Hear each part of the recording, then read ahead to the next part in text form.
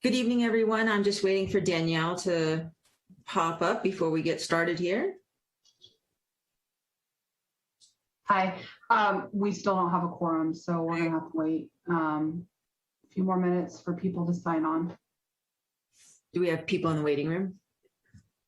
We have one that's being promoted right now.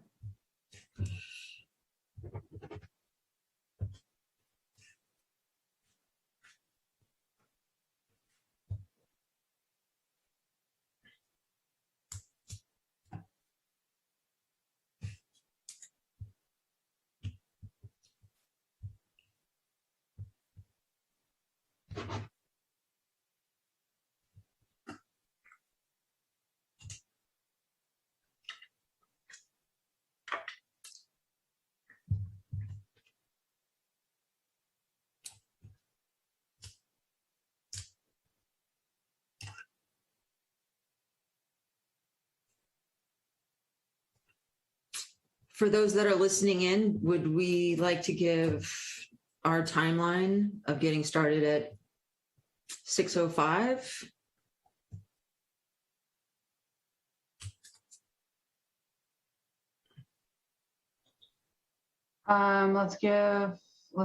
Yeah.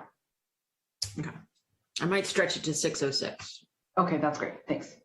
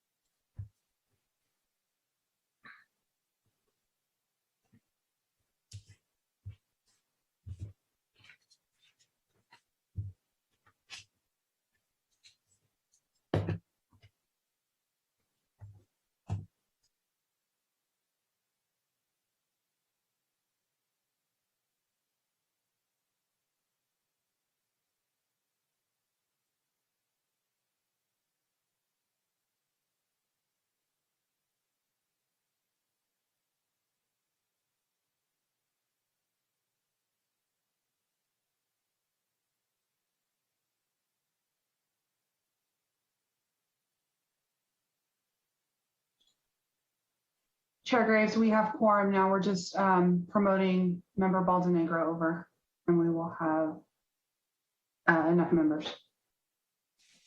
Great, thank you.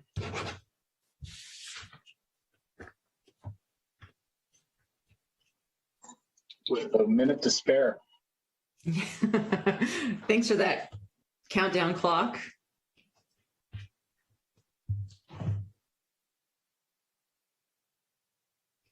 And if we can get member Baldenegro and Barnett on camera, we can get going.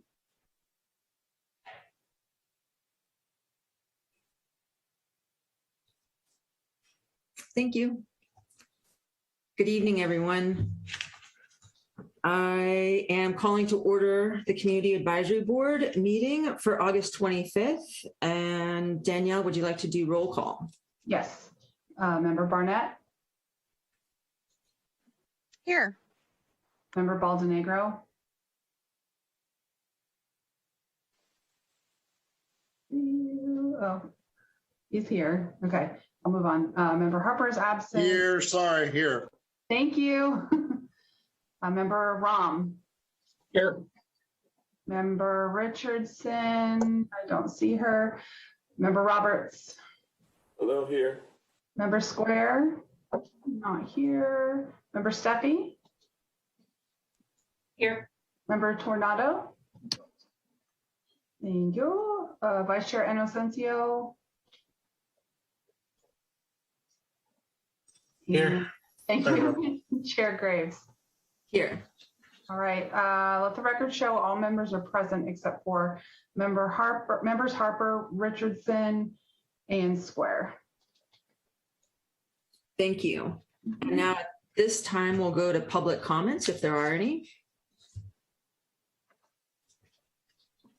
There are currently no hands raised for public comment.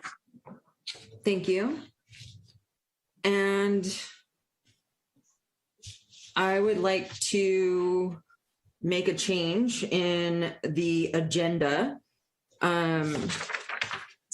with no objections. I don't know if we need an actual vote for this, but to move items 6.1 and 6.2 to this location, so it would become 3.1 and 3.2.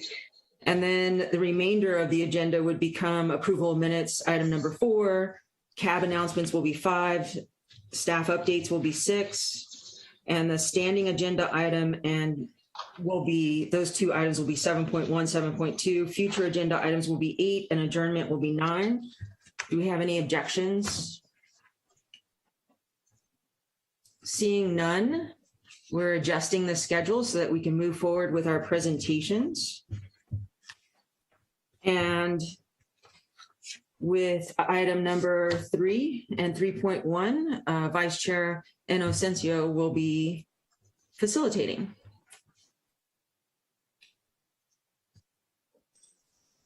All right.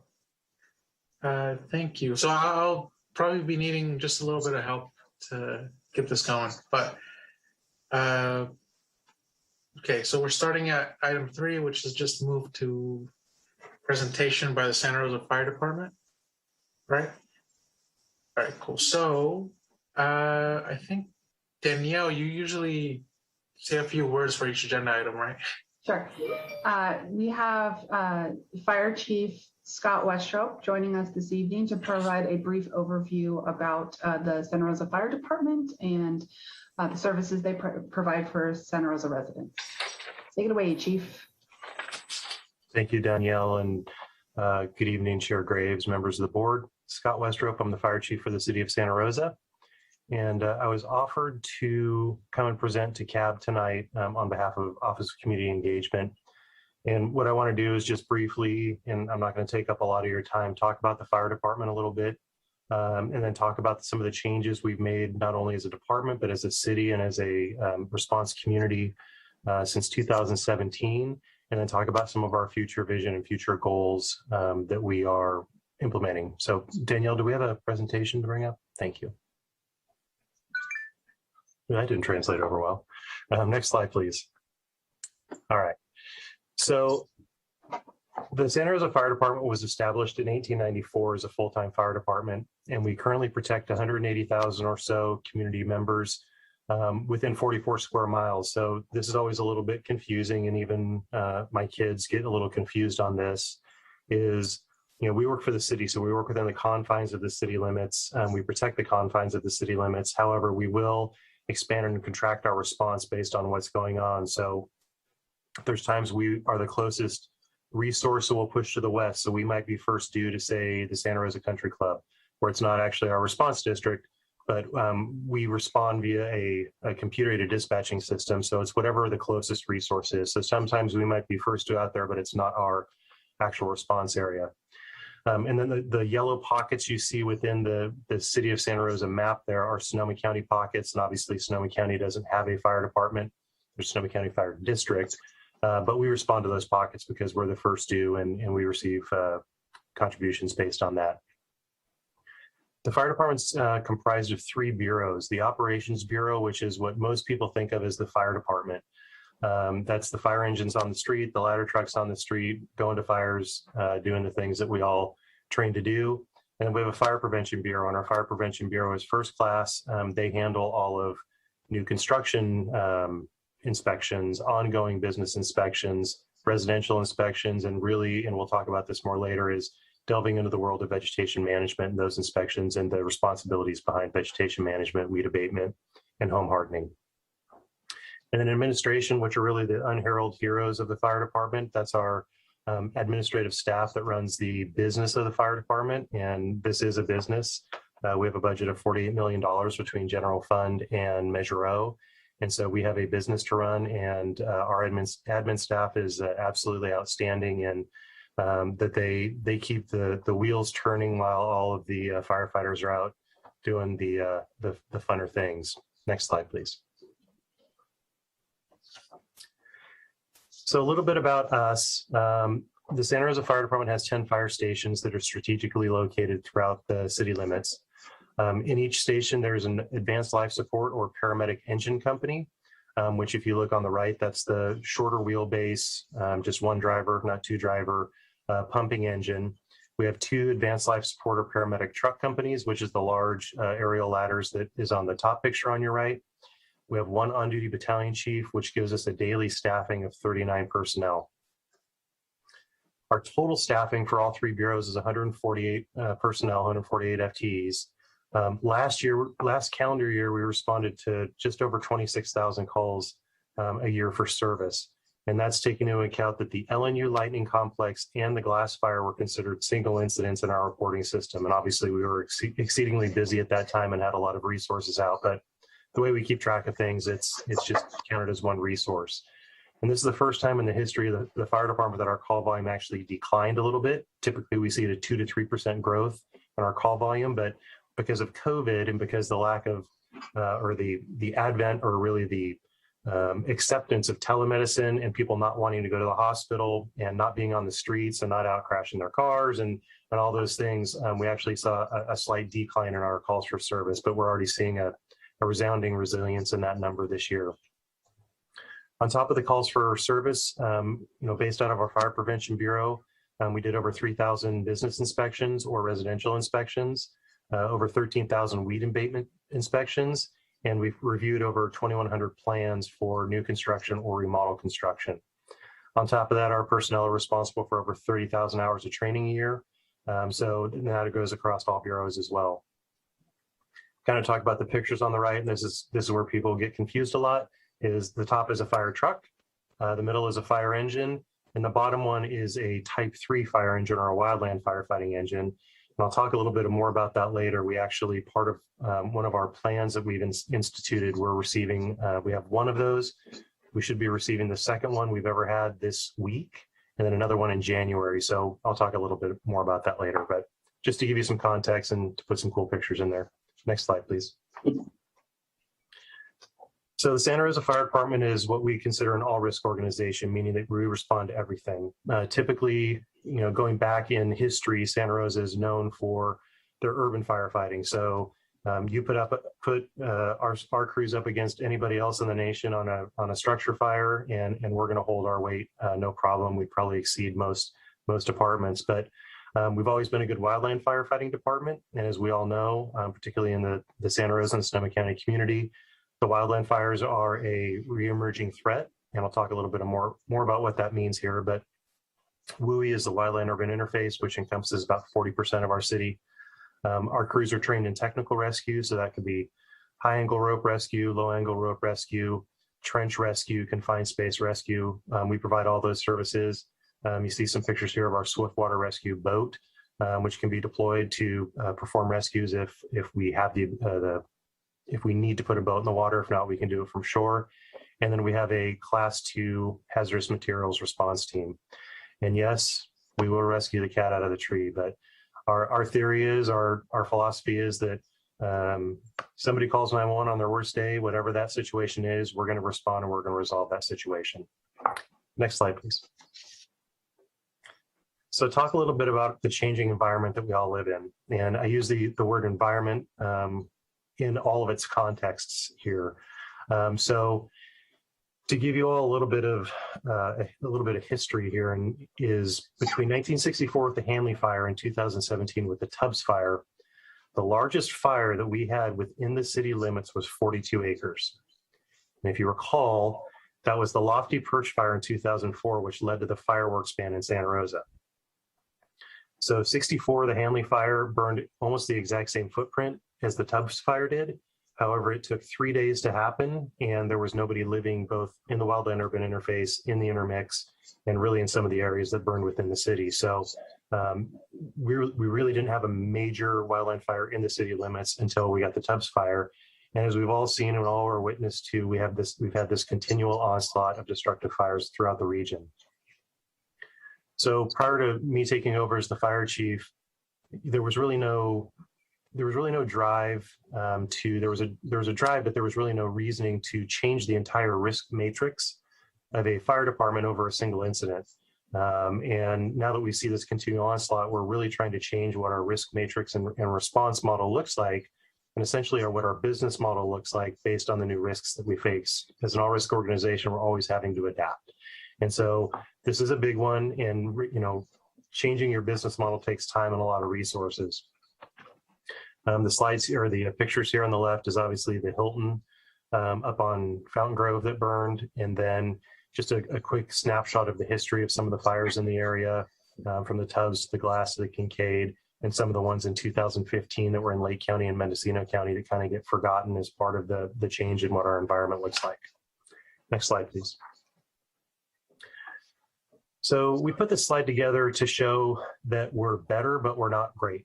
And so it's a comparison of major fires in Sonoma County going from the Tubbs through the Kincaid in 2019, and then the Walbridge-Myers in 2020, and the Glass and Shady Fire in 2020.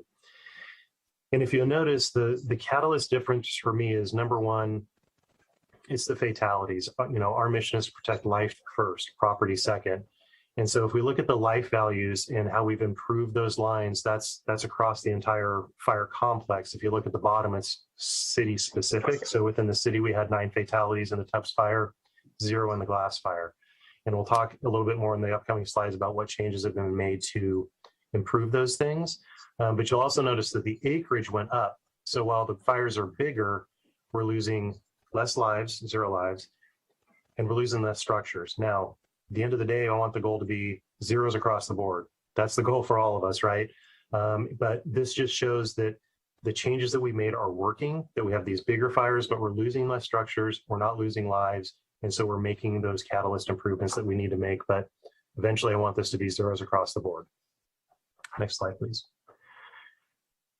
So talk about some of the catalyst improvements, and I'll go through these in a little bit more details, but the picture on the top right of your screen is actually, I was sitting in the EOC the night the Kincaid fire started, and this is the network of Alert Wildfire North Bay cameras that we have. And so when I heard the report on the radio, I went to the camera system. So this is a picture of the Kincaid fire at its very start. Within hours, the radio tower that this is sitting on, where you see the foreground obstructions, it's actually a radio tower up in the geysers. It's all gone. The camera was gone. It's been replaced. But this is within the first 5 minutes of that fire being reported. I took a picture, sent it out to our crews, and they knew that they had a real fire going in the geysers. And the picture at the bottom is actually Oakmont during the Glass fire. And the big takeaway from that was, because of the evacuations that we did in the early alert and warning that we did, that there was nobody there. It was the first time that we've engaged a fire without having to worry about life safety of our residents. So some big changes have been made. Next slide, please.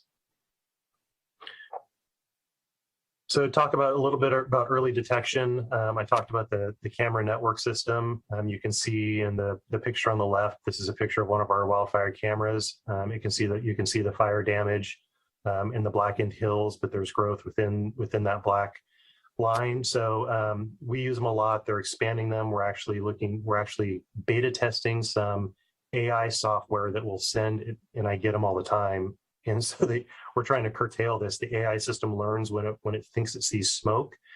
And so it'll actually send a text and an email saying that there's a wildfire detected. So we're using this to send resources out much quicker. We can use GPS coordinates to get crews specifically located to a fire quicker. And this is throughout the region. And then the remote automated weather stations, or RAWS stations, is a network of weather stations. There's so many, as you all know, there's so many microclimates within Sonoma County, even within Santa Rosa. We're able to monitor weather conditions very carefully. On top of this, we actually just received notification. We received a grant for 7 RAWS stations that are specifically for the city of Santa Rosa. So those are going to go on specific infrastructure so we can actually monitor the microclimates within Santa Rosa even better than we can now. Next slide, please. So in alert and warning, there was really a big change in philosophy, and I'm not going to get into the details of that. I'm certainly not going to point any fingers or anything like that, but there was a philosophy pre-Tubbs, and the city wasn't really involved with that philosophy. And, we all know what happened that night. There was really no alert and warning. And so there's been some major changes to the alert and warning and communication with the community in regards to large-scale incidents. So Number one is the city now has access to all systems. So we're able to send our own alert and warning, even if the county doesn't. Typically it's in unison, and since then it has been in unison. But if there was an incident specifically within Santa Rosa that was not going to get into the county, we could send out all the alert and warning tools on our own. So that's a big change. And we call that system IPAWS. And that includes the wireless emergency alert system, the emergency alert system, and the NOAA weather radios. And we just gave out 30,000 or so of those radios. So we can activate those all at once. That's the big red button. SoCo Alert is an opt-in system. So you can sign up for SoCo Alert, and we can essentially do like a reverse 911 call to call your phone. And then we have the high-low sirens on all of our equipment now. So the European siren. So when we drive through neighborhoods, we may not be knocking door to door, but we'll have our high-low sirens on, and that is the indication that it's time to go. And then Nixle and social media, there's some confusion over that. That's really the tertiary or farther down the list ways that we will alert the public of an emergency evacuation. That's more of a community messaging tool. So that's really the matrix that we're going to use. srcity.org/emergency has more information on it if you're interested. It'll show you how to sign up for SoCo Alert if you're not, or if your constituents are not. But IPAWS is already on your cell phone. It's already on your TV, all those things. You know, back in the day when you'd get the Saturday morning interruption of the sound, we can actually activate that. And then the NOAA weather radios will actually go off as well. And the great thing about the NOAA weather radios is that gave us a huge gap. There was a huge gap that we've closed, particularly around some of the issues we have with the access and functional needs community. So if you're hearing impaired, you're not going to hear your cell phone ring in the night. If you're vision impaired, you're not going to be able to see the alerts. And if you are a Spanish speaker, while we send everything in Spanish and English, now we have a Spanish capable radio. So we give specific radios out for those who speak Spanish. And the NOAA weather radios have the ability to have plugins added to them where they can be bed shakers to wake somebody up who is vision or hearing impaired, or strobe lights. We're doing much more early evacuations. You saw in the Glass fire, and really in the Kincaid fire, we did a massive evacuation, but we've been trying to really curtail that system and find the right mix. And I think the Glass fire was the best example, where it was very methodical how and when we evacuated people, and we did it early. We knew it was going to create traffic. We'd let the traffic pattern clear, and we'd evacuate the next section. And so while there's a lot of complaints about the traffic that was created, it was actually a planned traffic event. And as soon as that cleared out, then we do the next one. So it didn't create total gridlock. And then we've established pre-designated evacuation zones. There's a map here of it on your right. And srcity.org/evacuation zones, you can actually just go type in your address and it will tell you what your evacuation zone is. So you might get an evacuation notice that says Skyhawk zone, evacuate. That you have to know what zone you're in. You can go look it up real quick and you'll know that that's your area to evacuate. Next slide, please.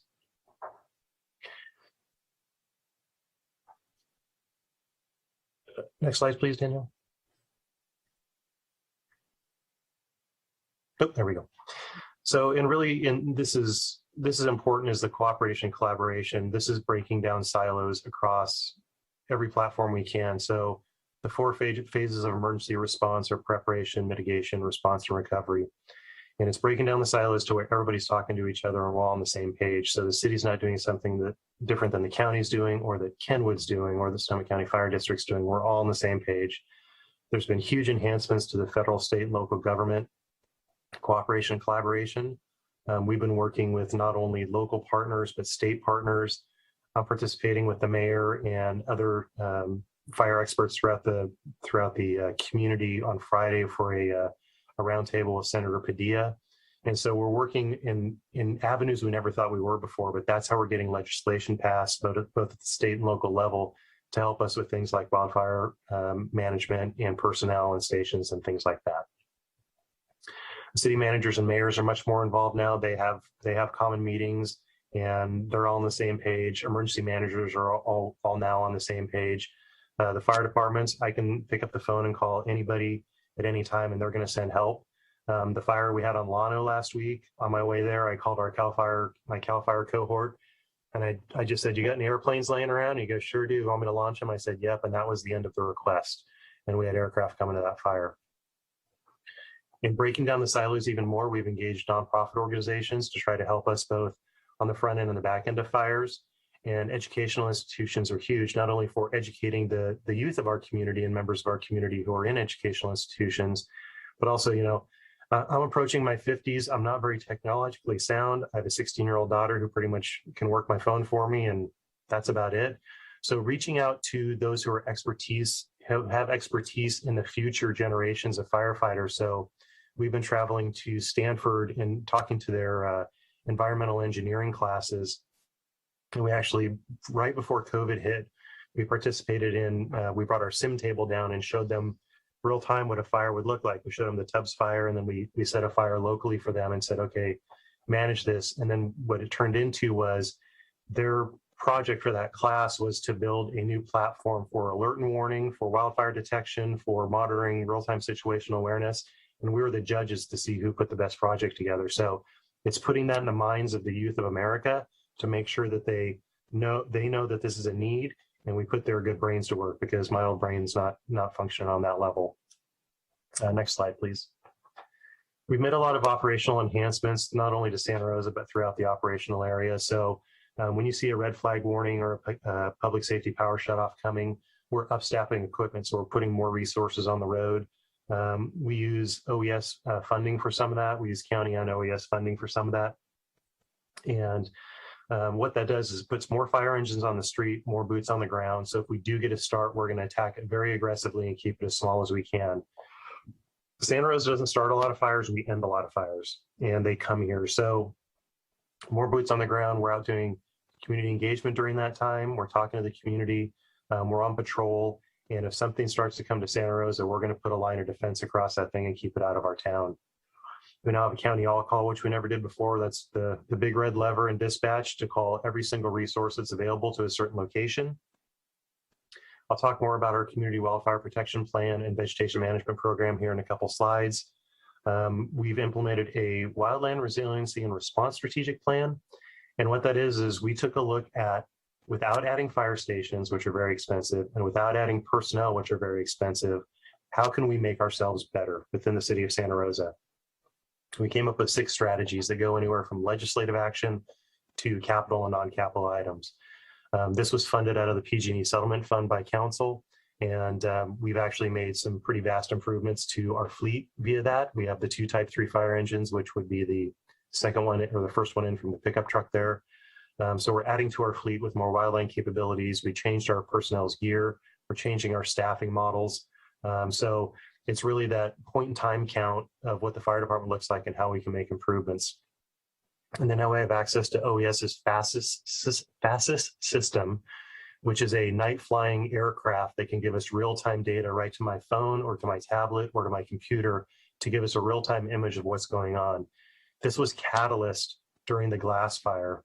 It wasn't fastest that did it to us. There happened to be another night flying helicopter up, and they were able to look at the fire that was deeply seated. It was the Shady Fire at the time in the hills between Napa and Santa Rosa. They told us where the fire was, how big it was, and they actually gave us a projection.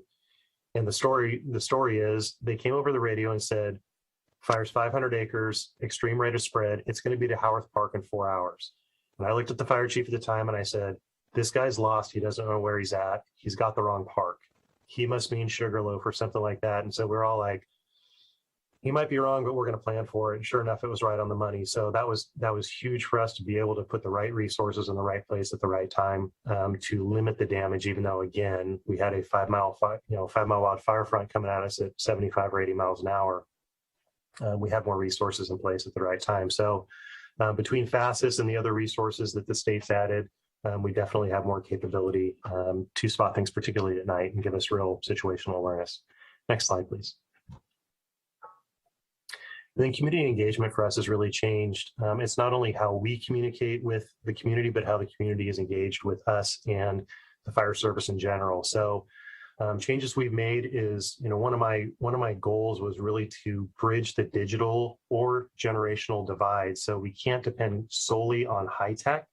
So it's the low tech thing. So we have actually red flags that we fly above our fire stations during red flag fire weather to let everybody know, hey, the hairs on the back of your neck should be standing up. You should be paying attention. You shouldn't be mowing your weeds past 10 in the morning, things like that. And also, believe it or not, we're just getting, we're working on developing and purchasing those Smokey the Bear signs, the old ones you see where we have to move the arms. It says high, medium, low, because everybody sees those. You don't have to have a cell phone.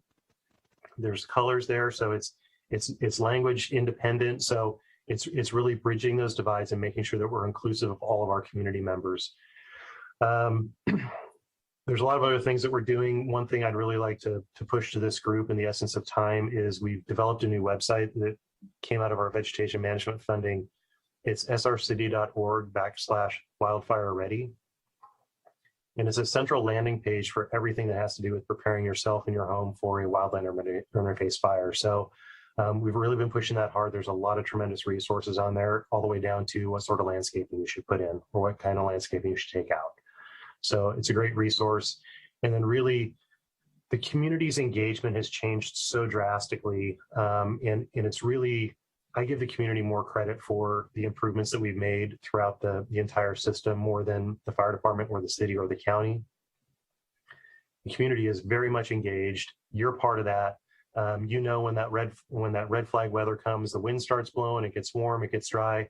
Everybody pays attention differently. And when we ask the community to respond, they respond, they know what to do. Unfortunately, not only does our department and our city have a career or a lifetime worth of fire experience in the last 4 years, but the community does too. And so our community knows how to respond to these fires, and they do a fantastic job for it. So that's the last slide of the improvements. The next slide, if we can advance, please, Danielle, is just generally speaking, some of the projects that we're working on. And this is really where I think CAB would probably hold the most interest. These are some of our future priorities, and really I'd like to accomplish all these in the next year. It's pretty lofty considering that, we're in fire season and things like that. But number one is our vegetation management program has been implemented. We received $5.25 million for a 5-year vegetation management program from City Council via the PG&E settlement. The nice thing about that is grants are typically given to those who don't have funding. Vegetation management grants are super nuanced in that you have to have a program in order to get grant funding. So now that we have the program, we're actually gone out and we've applied for over $5 million in grants. So we're doubling our money with that program. And so we're starting the community outreach education campaigns. You will start to see qualitative and cumulative work throughout the community here, really as we get into this season. But we're really proud of it and we're really driving forward with it. It is probably my number one priority. The Wildland Response Resiliency Plan I talked about, we're really starting to see some benefits from that from the operational side of things. Our Diversity and Recruitment Strategic Plan was written a little over 2 years ago. And it's a plan that's a grassroots campaign and upstream approach to the community. So there's a decrease in number of candidates that we're seeing come into the fire service and into public safety in general. And there's a decrease in the diversity that we're seeing in the candidate pool. And quite frankly, I got a little tired of hearing that there's no diversity in the talent pool. So our idea with this plan is to, for lack of a better term, change the pool water. So it's an upstream investment in our community to give the youth of our community or the members of our community who are interested in this job, number one, the education on what this job really is. Because I bet if I went through and asked every one of you, you think it's something different than it really is.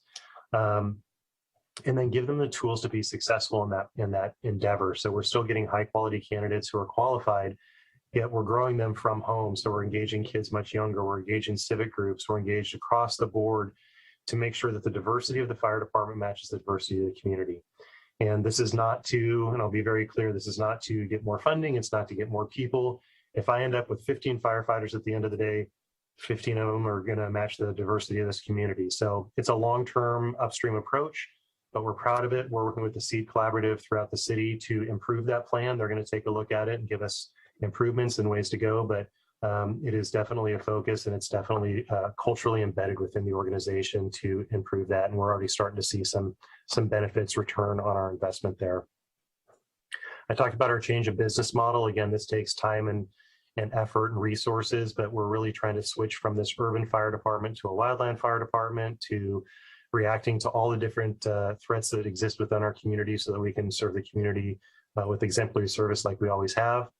Rebranding is something that's on my radar, and we're working on both internally and externally. So it's bringing the pride back to our fire department for our members to say, you know, we've lived through something very traumatic over the last 4 years together. We're stronger together, and giving them that ownership and love of this fire department that they have, with tangible things. And then externally, it's really expressing to the community that the fire department is here 24/7, 365. We just don't show up when it's the Tubbs fire or the Glass fire, that we're here as a community asset 24/7, 365, and that you can rely on us for anything. And so it's really sending that message more of we are part of this community. We want to be embedded in this community, and we're going to do everything we can to make sure the community knows that. Our communication strategies, that's some of it's internal, but I'll talk about the external point, and it's quite simple to me. It's developing systems to where we're talking to every single member of this community, regardless of language barriers, access functional needs, socioeconomic barriers, whatever the case might be. We're sending them the same message at the same time in the right way, whether it's an emergency or non-emergency, is one of my goals to get our fire department to. And that's going to take an investment in technology.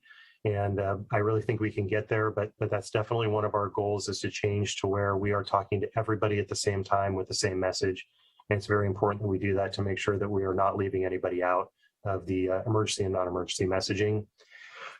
And then our strategic plan expires this year. It's a 5-year plan that expires in 2021.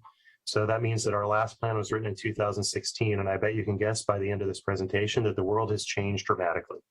So number one, it's looking at our strategic plan from a standpoint of what we can afford. It looks at it from a standpoint of what our risk matrix is. And it looks at it from the standpoint, more importantly to me, is the community involvement. In our last strategic plan, I was a battalion chief at the time. I remember going to every single community meeting.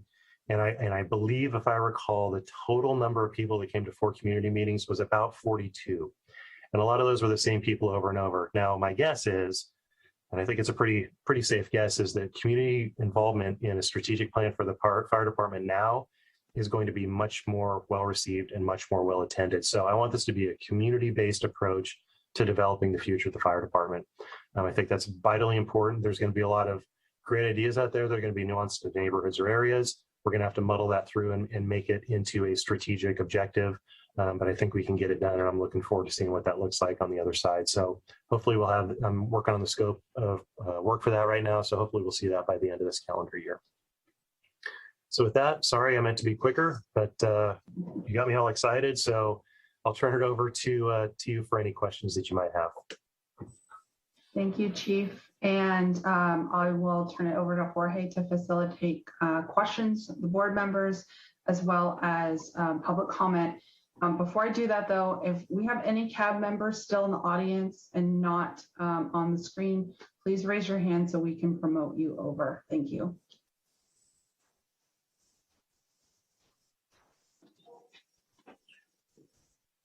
No one? I think everyone's in. Well, I guess thank you so much for that presentation. I think growing up, firefighters were always something that, you know, as a child, I always looked up to, and even now still. And so seeing how the department's working, I think it's fantastic, and seeing how it's responded. That, I think if there are any questions, members, feel free to ask. I'll hold my questions till the end, but if anybody has questions, feel free to jump on in. Member Ram, I see your hand is up. Feel free to go ahead. Thanks. Well, first I want to appreciate all the work that's been done. Living in Coffee Park and dealing with this has always been a challenge. But the engagement since the Tubbs fire has been less than outstanding. One of the things that we dealt with and we're dealing with now is fire prevention is in the way of code enforcement, and I think a lot more people are more aware of that. I know that the My Santa Rosa app, we try to, it's funny they call it an app, but it's not on your phone. You got to do it on a PC, but it is helpful. I think that people should be more educated on that, and I try to educate our community members on that.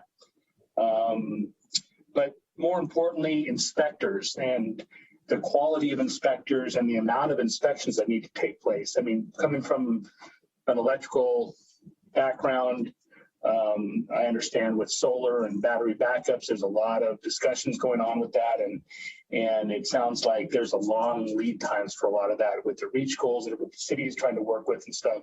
How are we addressing the additional inspectors that are needed to perform that part of the work? Sure, that's a great question, and there is a major gap there. And so, as far as the inspectors go, believe it or not, that's one area that we really struggle with recruitment and retention is inspectors. And so we've had a lot of turnover in those ranks, and it's very difficult to hire personnel. So we're short-staffed in fire prevention, and we're trying to address those gaps. We just currently hired, we absconded with a stellar employee from CAL FIRE who is now our vegetation management inspector, Will Powers. He's outstanding and really taken the lead on vegetation management. So he's doing a great job. Within the vegetation management program, there's actually funding for 2 limited term fire inspectors dedicated to vegetation management. So we're trying to hire 2 LT positions there. The problem is we've had an assistant fire marshal retire. There's another retirement pending, an inspector retired. So we just keep having this turnover where we can't get to full staffing there. So we're working on that aspect. As far as the plan review goes, which is a little bit more geared to your industry. So because of it was COVID related, what we saw, and I'm sure you saw too, there was a boom of construction. There was a boom of ESS and solar power. And so it inundated our office, and we have 1 building plans examiner. And so we ended up with a backlog, and it was literally about the day that I took over as chief. The first problem I heard was we have a 400 plan backlog in fire prevention. And so we laid out a 3-phase strategy to address that problem. And for everybody else's history who's not in the trades, typically you submit a plan for a remodel or for building construction or for installing solar or installing battery backup system, and it goes through a plan review, and the plan review makes sure that it meets all of the fire code and building code things, and it goes through our PED department, it goes through the fire department. Typically, we see a 4 to 6 week turnaround time. With this 400 backlog, we were seeing turnaround times of 10 to 12 weeks. So we developed a short range strategy, which was essentially, I walked into our ASO or accountant's office and said, you need to find me $50,000 right now. I don't care where it comes from. And we put it towards a professional services agreement. So we hired a third-party contractor to help us clear some of that backlog. That got us down to about 250 and shortened the lead time to 8 to 10 weeks.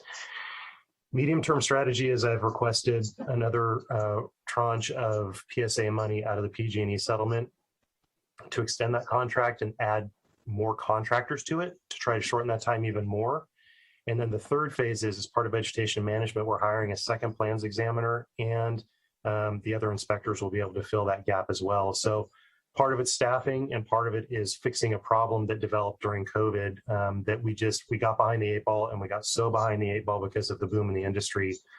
We were slow to react to, and so we're really trying to fix it. We made good headroads with what we have, and we're continuing to add resources to that to really try to improve that turnaround time, because really it does support the economic vitality of Santa Rosa, is to make sure that all of those industries are supported, all those businesses are supported, and people are getting back in their homes.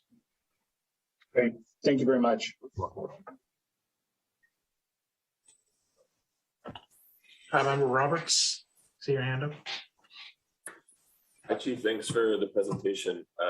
I've heard a lot recently about fire departments consolidating, and it seems like it's become pretty political and controversial with some of the maneuvers that some agencies are doing to try to consolidate or prevent consolidation. So I wanted to know your thoughts on consolidation, and was wondering if Santa Rosa is in discussions with any others for other agencies for consolidation. That's a great question. So historically around Sonoma County, there's all sorts of fire departments, and it's Sonoma County, if you look at it from a standpoint of as big as it is and as populous as it is, it's interesting because Santa Rosa is the biggest fire department at 10 stations and 148 personnel. by a bunch. And there's only a few full-time fire departments throughout the region. And then you get out into some areas, and it's a combination department where you might have some full-time staff and then some volunteers or paid on-call staff. And then there's purely volunteer departments, which are becoming exceedingly rare, but also it's very, very hard to recruit and retain volunteers right now throughout the industry.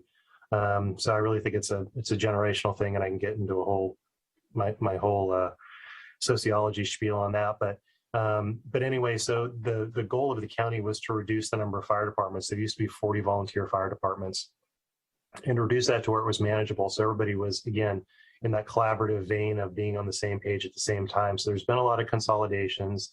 Sonoma County Fire District has consolidated from Windsor, Rincon Valley, Bennett Valley, and Mountain, and now they're absorbing other departments as they go out the river towards the coast. There's other departments that are consolidating. Quite frankly, Santa Rosa is not interested in consolidating at this time. It's really not part of the charter for us to consolidate or to absorb another fire department. So we're the donut hole in the donut, and we're holding strong with what we have. We work very closely with our partners, and but I would say there's no threat of that. There's no interest in it. We're worried about taking care of the citizens of Santa Rosa, and we'll work with our partners on that. So I think it's a good thing. It's just not something right for Santa Rosa. Thank you. Member Barnett, see your hand up. Thank you. I, of course, have no idea how to make my hand go down. Oh, you did it. Yay. All right. So first and foremost, thank you so much, Scott, for coming out and taking some time to help us get updated on things the fire department is doing. I have a question that has to do with the fact that I haven't yet really been able to find a definitive answer on, and that is watch duty. It is an app that I got sent to me by a number of friends of mine through social media. I downloaded it. It seems to be sending out an extraordinary amount of data in real time. I shared it with the mayor and I have not heard back from him, but his first reaction was, who is this? And so I'm like, well, when the chief for the fire department's here for Santa Rosa, maybe he knows something about this. Is it a citizens response app? It sounds like there's volunteers involved. Is it something that you guys in your department are aware of? Have you used it? My first question, because I've seen it both getting promoted on Nextdoor and also on Facebook. And so I'm kind of curious from the perspective of it sounds like it's in a beta testing zone, but I also feel like there's some folks in tech that are really excited about it. So my first question is about watch duty. The second question I have for you has to do on the planning side, but on the planning and prevention side, and that you guys are doing vegetation management. I had a question for residents. I live in Northeast Santa Rosa, so there was a big debate about the eucalyptus tree removal behind the rural cemetery. And years ago, there was a very different attitude about those eucalyptus. And I think now people know how problematic they are. And so one of the questions I have is, when you're talking about vegetation management, are you also on the planning side of discouraging, or are we talking about potential tree bans on cypress and non-native trees like eucalyptus that are fire prone? And is that part of the vegetation management side too, of not just dealing with weed abatement, but also maybe not planting things that are highly flammable? I don't know. And wondering about that with the education side of it, of, for people when they are doing landscaping and design or things like that, if that is something that we could get the word out and encourage people for. And last but not least, we used to do community improvement grants for a neighborhood that would apply for goats.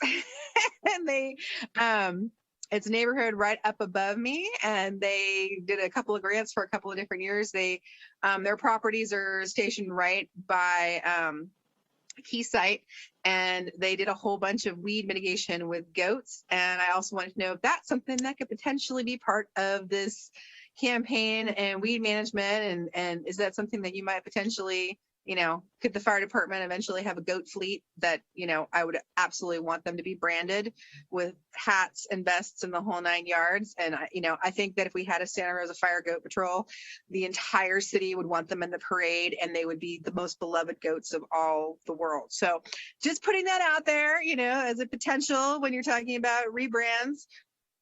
Goat will be a great mascot, just saying. So those are my 3 questions: watch duty, eucalyptus, and goats. There you go. All right, that was a lot. But I'll fire away. So it's the first I've heard of watch duty. And so I'll have to talk to our PIO about it. You've probably seen a lot of people think that Paul Lowenthal is the fire chief because he's on the news all the time. It's just because it's not my favorite thing to do. But I'll have to talk to him about it and see what watch duty is. It's the first I've heard of it. So I'm not really sure. But I'll look into it and figure out what it is. It's not something that is sponsored by the fire department or that we're interfering involved with. So it sounds like if it's volunteers, I don't know if it's similar to Sonoma Scanner or things like that. I'm not sure. But, quite frankly, my philosophy is the more information, the better. And, if more information is getting out there, particularly over, where we run into a lot of trouble a lot of times is, for instance, the Llano fire that put up a header of smoke that looked like the apocalypse. And the fire was pretty well contained, but as soon as smoke blows into Santa Rosa, everybody gets real itchy, and understandably so. And so, it's those notifications of like, hey, this is where this fire really is. It's, it's being contained, and we may be engaged in the firefight. And on that one, I had to engage. I actually fought fire on that, which was people were freaked out about to see a suit and ties sticking out of Nomex gear. But so we were all busy just trying to protect houses, and so we may not have that ability. So to use a community-based approach on that, I'm good with, as long as the information's good. As far as the invasive species, eucalyptus is essentially one of the biggest weeds that we have. Specifically the cemetery, the issue with that, and I know it's ongoing, and I think we're close to a resolution there. That's been this ongoing issue of jurisdiction. And it's within the city limits, but it's a county cemetery, and who's responsible for it? It's going to be expensive, blah, blah, blah. The typical old, government fight. So, but that will be part of vegetation management, and that's part of the education campaign is what to plant and what not to plant, what to remove, what not to remove. There's a big push in one of our communities to junk the juniper. And so it's a community that's focused on removing all juniper bushes. Well, yeah, juniper is bad, but there's a bunch of other stuff that's bad too. So let's look at it holistically and make sure that we're doing the same thing and we're doing all the right things instead of focusing on one thing. So, so that's definitely part of it. That's part of the education campaign. That's part of not only the vegetation management program, and that's something that we're looking at in the Wildland Response Resiliency Plan is what legislation needs to change both locally and at a state level to where we can enact ordinances like banning gorilla hair bark, things like that. We need to look at that.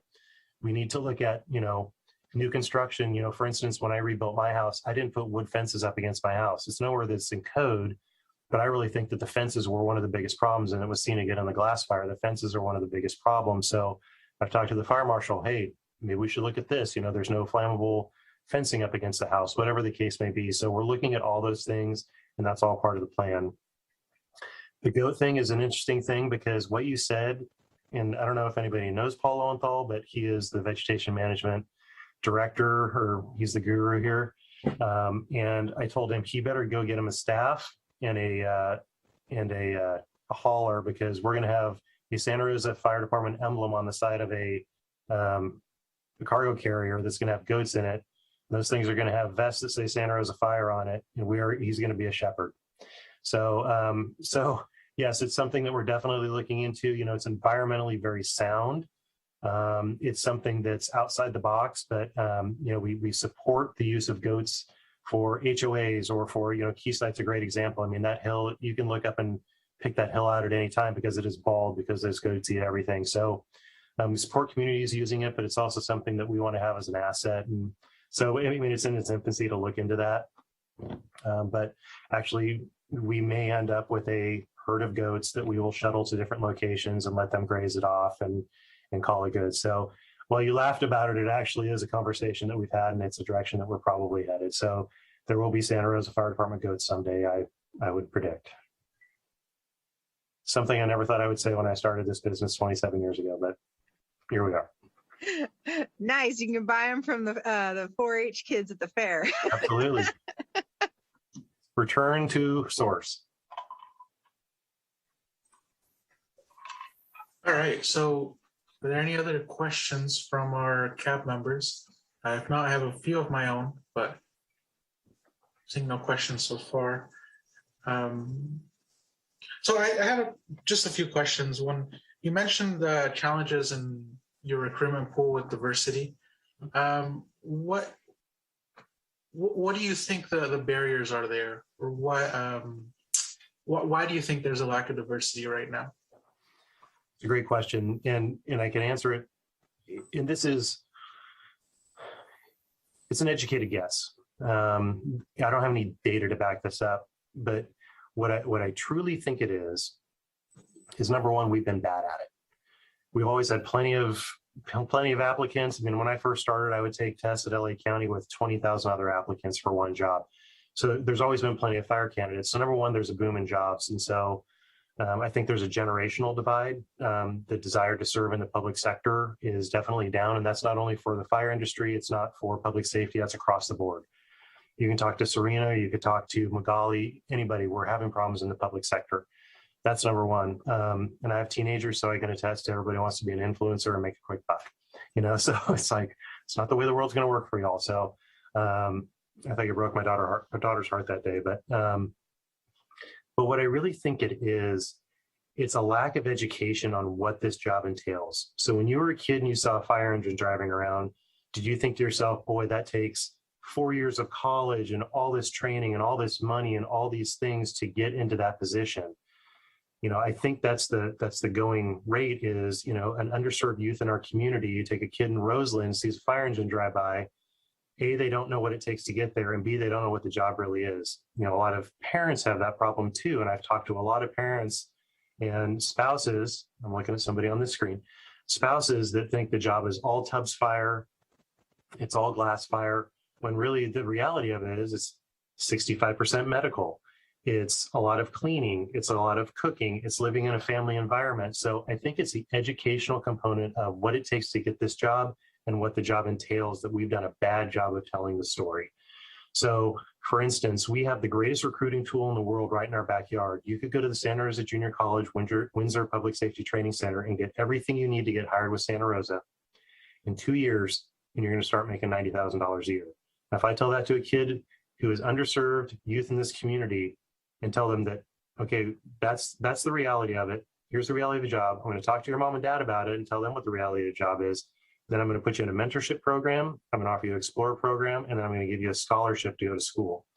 So it's educating what the job entails, educating how to get there, and then giving them the resources to be successful in that endeavor. That's my take on it, and that's what we're focused on, and then what our investment is in. If the seed comes in and they're like, hey, you're way off base based on our subject matter expertise, or hey, you can make improvements here or there, great.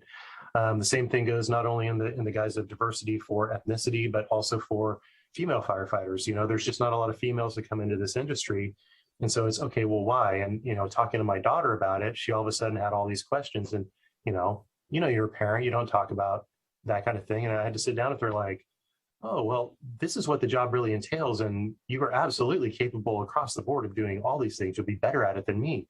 And so it's educating everybody on what this job entails and how to get there, and then giving them the tools on how to get there is my take on it. And as a follow-up, if somebody were interested in let's say, do you guys do presentations to like the local high schools or things like that? Or if a high school was interested, would we get in touch with you or? Yeah, so we do a lot of presentations to high school pre-COVID, obviously, and went to a lot of career fairs, things like that. But we weren't really involved in the CTE programs. And so one of the things that one of the catalyst changes is going to be involved in every CTE program. I've been in conversation with Dr. Rico, with Elsie. We've been at Elsie for a long time, but all the high schools, And then not only at the high school level, but we want to bring it down to the junior high, elementary school age to let them know, number one, it's that engagement of, this is your fire department, this is what we do, and we're here for you, but also here's the opportunities for you here. So I might not see the return on investment of this program in my career. It's going to be down the road because we're making that investment much younger. We're also doing the same thing at civic groups. We're making the same thing at civic organizations, whether it's veterans, LGBTQI+, whatever the case may be, we're going to be there and we're going to tell that story. We're going to educate the community to anybody who wants to come into the fire service that, and here's my cultural take on things is the fire department, in my opinion, we have one bias, and that's dependability. That's it. I don't care what you look like, what language you speak. I don't care what your sexual orientation is, anything. It's kind of dependent on you. That's it. And that's what the fire service I grew up in, and that's the culture that I'm instilling here is it's just dependability. Everything else does not matter to me. So that's really the culture that we've instilled. That's the culture that this organization has taken on, and we're going to move forward with that. So if you have something specific, absolutely, you can reach right out to me. I'll put you in touch with the lead for that part of the program is one of our fire captains, Corey Rickert, and she'll take that and run with it. All right. Well, with that then, thank you so much, Scott, for that presentation. We really learned a lot. Thank you. Thank you all very much. Appreciate your time. And Danielle, I'll be giving the reins back to Chair Graves. We need to do public comment first on this item. Oh, of course. So public comment. There are currently no hands raised for public comment, but if you are dialing in, you can press *9 or virtually raise your hand. But at this moment, there are no hands raised.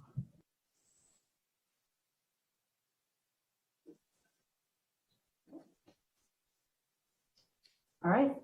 Great. Vice Chair Inocencio, thank you so much for facilitating that presentation.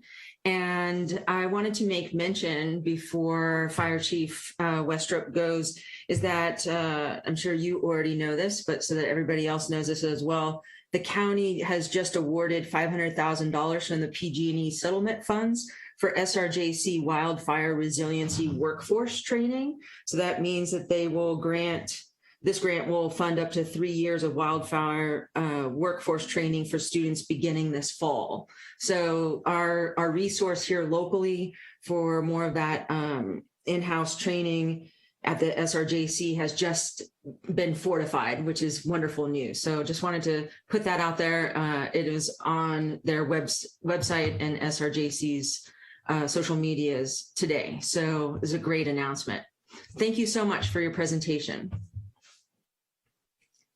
And now moving along to item number 3.2 for violence prevention partnership. And that presentation, I believe, is an open house. This is our first open house of 2021. This is very exciting, folks. And I know that there are folks that are in our Zoom chat. If you're participating by viewing this open house, and our Director of Community Engagement, along with staff from the Office of Community Engagement, will provide our CAB and members of the public with an overview of the Santa Rosa Violence Prevention Partnership.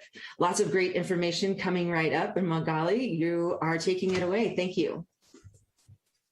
Thank you so much, Chair Graves, members of the board. Appreciate you being with us this evening, and also thank you, Chief Westrop. That every time I learn something new from his presentations and all important information. So with that, Margarita is here, Director of Community Engagement. I'd like to just begin by thanking you all again for your service to the community and for the work that you're doing and that you have been doing.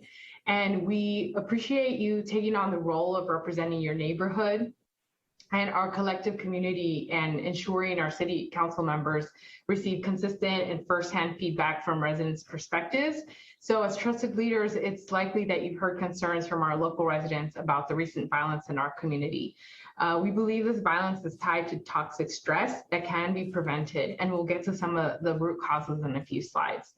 In fact, the City of Santa Rosa's staff and our partners in Violence Prevention Partnership have spent nearly 20 years organizing community members to offer programs and services to youth and families to help them thrive. And today we'd like to tell you a little bit about the past and some of our recent efforts.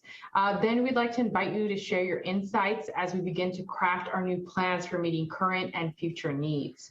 And by that, I mean, where are we in terms of during pandemic, how we respond and post-pandemic. So hoping to hear more from you at that point. And if you're curious and like to learn more about what we're going to be sharing today, we will have the report available later this week on our website. We'll make sure to email it out to everyone so you could take a look. And now with that, I'm going to turn it over to Serena Leno to tell us about the Santa Rosa Violence Prevention Partnership's history. Serena? Good evening, everybody. It's great to see you all. So my name is Serena Leno. I'm the Administrative Services Officer for the Community Development and Engagement Portfolio, which includes the Office of Community Engagement and the Violence Prevention Partnership. I been with the city for over 20 years, and 18 of those years were actually with the violence prevention efforts. So I have a long history with this group, and I'm excited to be able to come back and share a little bit about the history of how we came to be where we are today.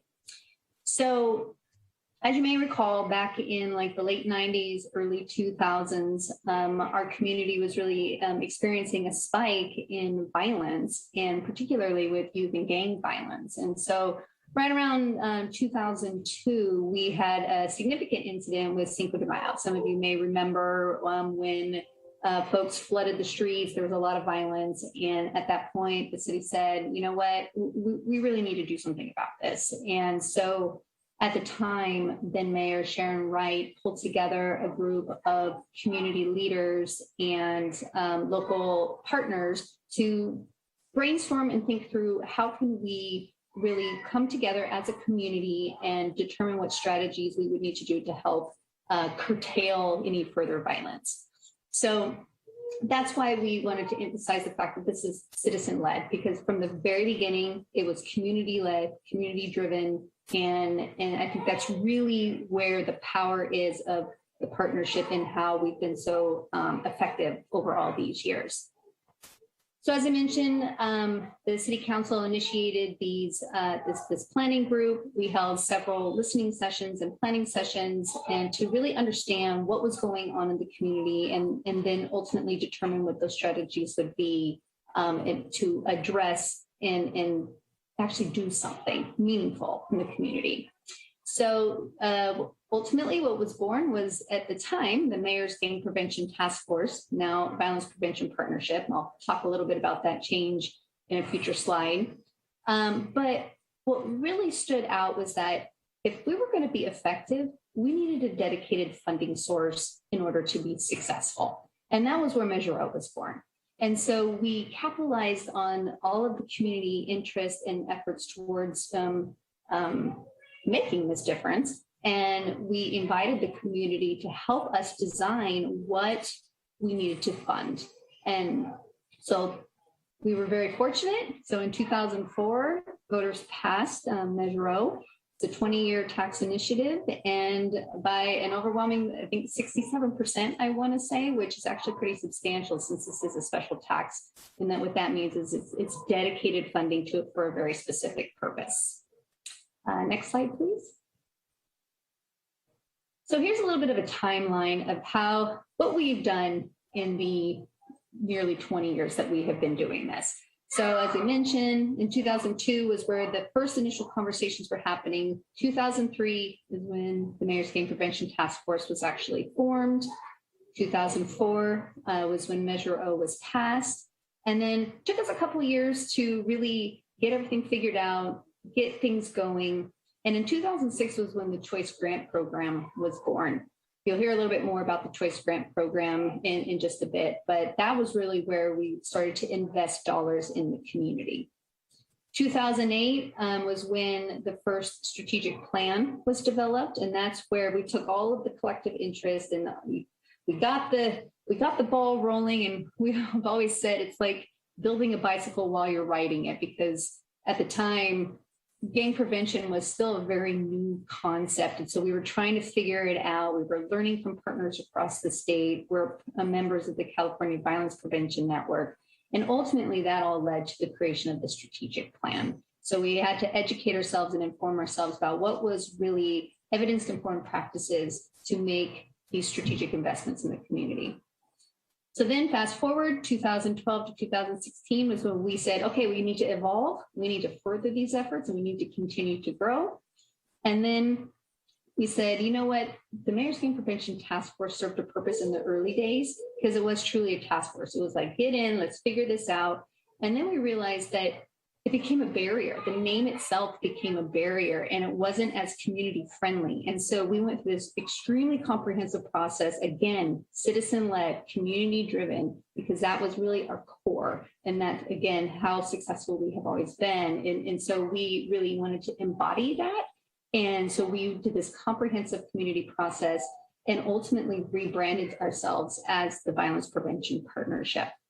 And at that time was when we took more of a public health approach to violence prevention, recognizing you can't just enforce your way out of the problem. It can't be suppression only. It needs to be this more holistic public health approach, recognizing that we need to address the root causes of violence. And so Magali touched on a little bit, and you'll hear a little bit more, but like we had to look at housing, we had to look at economic drivers, we had to look at not just crime and safety, but like the school conditions. What is going on that is potentially contributing towards the violence that is happening in the community?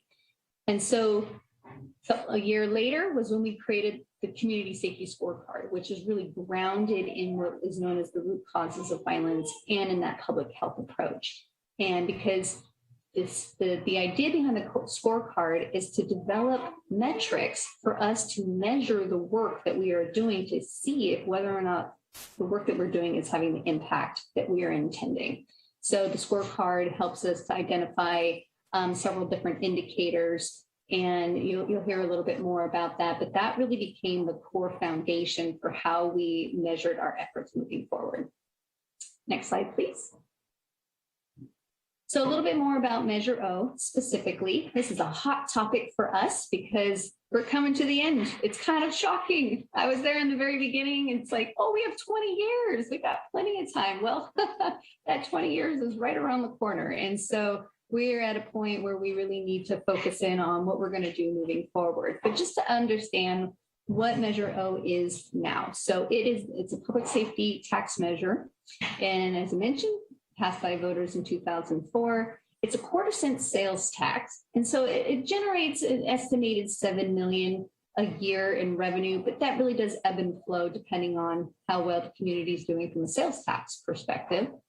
And 40% is allocated to police, 40% is allocated to fire, and then the remaining 20% is, did we lose our slides here? My apologies, Serena. I was trying to launch a new PowerPoint as some of the images were skewed here. So if you can just one moment, I am so very sorry.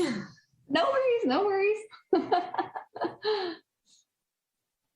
Anyways, as Madeleine's pulling that up, as I mentioned, so it's a public safety tax initiative. So it is split between police, fire, and violence prevention. And I think that, it recognizes that public safety as a whole really is not just about police and fire, but public safety also means investments in our community in a prevention sort of standpoint. I could just keep rambling. But I'll wait. Oh, here we go. Yay! Saved by the bell. Okay. All right. So actually, if you could go to the next slide, please. Okay. So let's see here. Diving into the 20% a little bit more, I got to get myself back into the groove here. So the 20% allocation, it estimates around $1.5 million a year, give or take. And it further breaks down into 35% towards choice grant program and 65% towards violence prevention efforts. And when Measure O was created and first envisioned by the community back in, 2002, 2003, it really needed this oversight body, so to speak, to really manage the overall funds. And that's really where one of the main roles of the Violence Prevention Partnership is to really look at the totality of this funding source and invest in a very strategic way throughout the community. And so the staff of the Violence Prevention Partnership, who are all here today, partner very closely with Recreation because they are partners who also receive Measure O funding. And so we work together very collaboratively to invest these dollars. So the recreation programs are funded through the 65% side, along with the staffing of the staff for the Violence Prevention Partnership. And the 35% is dedicated funding that is per the ordinances. A minimum of 35% has to be spent towards providing funding for community-based organizations and school-related programs. And my dog. The 35% does ebb and flow over the years, and it allows us some flexibility to be able to invest a little bit more dollars towards some of if a need happens to be higher that particular year. So for example, this year we're currently funding around approximately, I think 50% of the Measure O revenue is actually going towards the grant program. So, but the grant program is really meant to provide additional types of services that Recreation doesn't provide. So they specialize in after school and neighborhood-based programs, and you'll hear more from them. But the grant program really is meant to look at the totality of the spectrum and see what we're missing. So it could provide mental health related services. It could provide, we have a Boys and Girls Club inside Juvenile Hall. So it really looks at where is the highest need, and then we can invest those dollars where that need is. Okay, I think that's it for me. And so I think I'm turning it back over to you, Magali.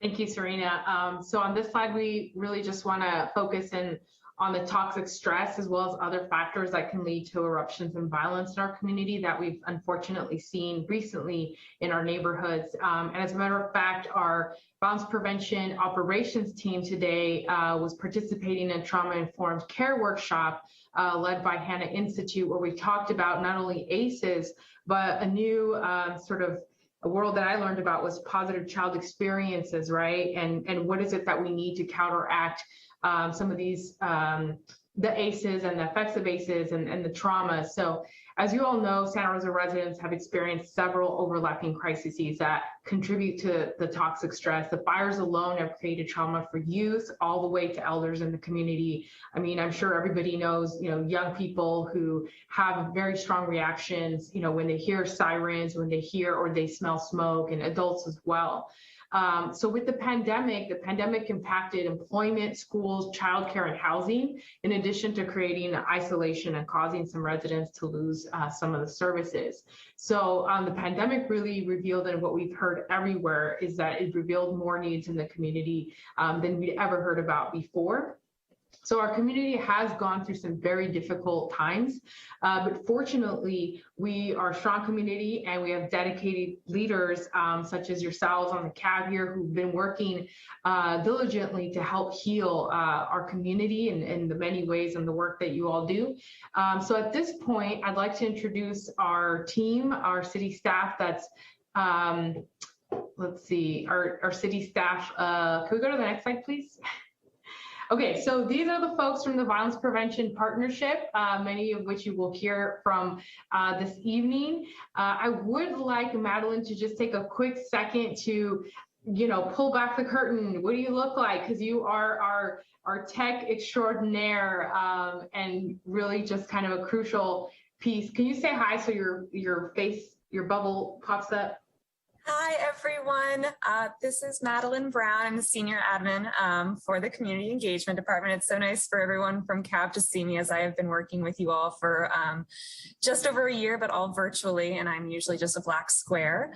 But I've been with the department for about 2 years, and I assist all the members of our department as far as our choice grant program, collaboration with other departments within the city, as well as outside organizations and community leaders to basically help develop and create new ways of community engagement and violence prevention programs in the community. Thank you so much. So when you hear that magical voice, now you know what she looks like. So in addition to these wonderful folks, we also have two fantastic vistas, Maddie Cox and Haley Katz, and our intern who is amazing, Rihanna Bazul. So those are some of the folks that work with us. Next slide, please. Okay, so part of what has recently shifted in our community includes a greater acknowledgement for root problems like discrimination, a lack of equity in a lot of our systems, and poverty. So this idea that there are deep roots under our social problems is an idea that the partnership has been lifting up for the past 6 years or more. As we discussed earlier, people first describe violence in Santa Rosa as a gang problem that came from outside of our community. But upon deeper reflection, we learned that violence is rooted in social structures that exist in our communities. So violence often erupts when one or more of these root causes taken hold in our community. And if we look at the list here, we'll see things like, feeling like neighborhoods are unsafe, reentry is not supported, some of our folks that have been incarcerated or in the system, families experience unemployment and poverty, families have poor access to health and mental health care, prevention services are lacking, and violence is normalized. So many of these factors have a lot to do with proximity to resources and where people are situated. And that's something that the Violence Prevention Partnership really wants to work on. And our team being sort of one of those bridges between community resources, how are we linking together? How are we working together to link folks? So to talk more about some of those services, I'd like to introduce Juan Flores from our recreation staff, and he's going to tell you more about neighborhood services and our rec programs. Juan? Good evening, everybody. Thank you for having me here. So neighborhood services, we're within the recreation department. The neighborhood services division provides targeted services to youth and residents who need them most at little to no cost. Recreation and academic support opportunities at the neighborhood level are really key to youth development and their well-being. So our mission is to provide youth with early prevention services. We do this by casting a large safety net in Santa Rosa through providing programs such as neighborhood after-school programs, evening sports programs, recreational camps. Anytime the youth are at a school, we're providing a camp, as well as family events. So we run these wide variety of programs, which allow us to reach thousands of youth and families in Santa Rosa.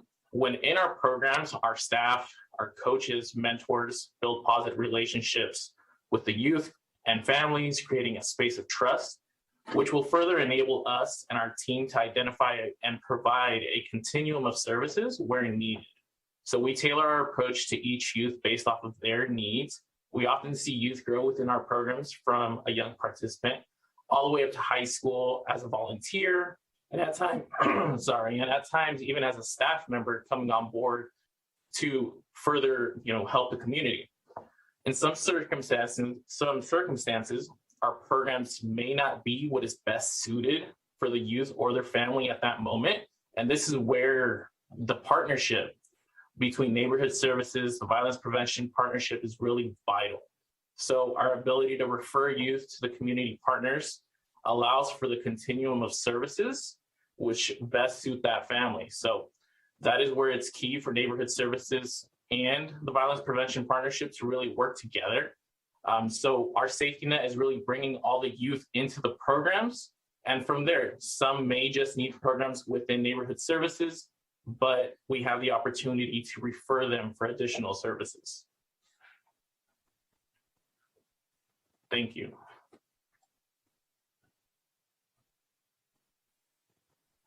All right. The remainder of the Measure O funds are dispersed through the Choice Grant Program. Choice stands for Community Helping Our Indispensable Children Excel. The grant review team makes the funding recommendations. This team is representative of multiple perspectives with a vested interest in working toward our mission. Members include community partners such as local schools, law enforcement, probation, recreation, CAB members, and city council members. In 2016, the Violence Prevention Partnership created a community scorecard that identified key neighborhood services and key service areas where Measure O might be invested to help improve the life of youth and families. Madeline, can you go to the next slide, please? The partnership then engaged in a strategic planning process to help determine the root causes of violence. Factors that influence a community's health goes beyond crime statistics. The factors include housing, financial security, community safety, employment, education, and environment. The partnership has deepened its knowledge of the complex needs of our youth, families, and communities. The Community Safety Scorecard and the strategic plan work together to address Santa Rosa's unique social determinants of health. The Choice Grant Program provides critical services that contribute to strengthening youth and families, as well as building safer Santa Rosa communities. Focus groups with community members and partners were engaged in prioritizing 10 strategies. 4 of the 10 strategies, which are also our pillars, were prioritized and incorporated into the 2017 to 2022 strategic plan. We have made strategic investments of Measure O Choice funds in these 4 areas: school readiness, student engagement and truancy prevention, street outreach and mediation, and workforce development. Next slide, please. Over the past year, partnership staff have been working with our funded choice partners to adopt the results-based accountability framework. The framework links the results we seek for our vision with strategies, the 4 pillars, to our programs and their performance. You will see that results-based accountability, the framework is exciting, strategic, and a simple way to track our efforts. We hope you will read through our report and see how the programs have been putting your tax dollars to work. As one example, one of our workforce development agencies is tracking these performance measures. How much? The number of youth served during a choice grant cycle. How well? The percentage of youth reporting positive interactions with agency staff. Better off? The percentage of youth that report positive interactions with agency staff. Managing these grant funds is just one of the activities of our staff. We will also partner with community-based organizations and local residents like you to keep these efforts moving forward. I'll turn it over to Danielle, who will talk about our focus on engagement and listening to our community. Thanks, Geraldine. So as was mentioned throughout this presentation this evening, the Violence Prevention Partnership has a history of involving community in its work. Oh, sorry, can we go to the next slide, please? Thank you. As the partnership has evolved over the years, so is the approach the city has taken with community engagement. In 2016, the Violence Prevention Partnership was merged with community engagement programs to become the Office of Community Engagement. So in order to ensure our organization is reaching as many residents as possible, using an authentic community engagement strategies, we needed to find a model of community engagement to work from. And I believe most of you are familiar with this spectrum of community engagement. So we chose to work from the spectrum of community engagement developed by International Association of Public Participation and updated by Rosa Gonzalez of Facilitating Power, by taking a variety of approaches to reach and connect with as many community members as possible. So the partnership currently is taking a significant pivot, going back to our roots, moving from informing and consulting with the community, which is kind of what we've been doing for a little bit over the past few years, to deferring to the community so that you can have more ownership in the solutions being implemented to address community violence.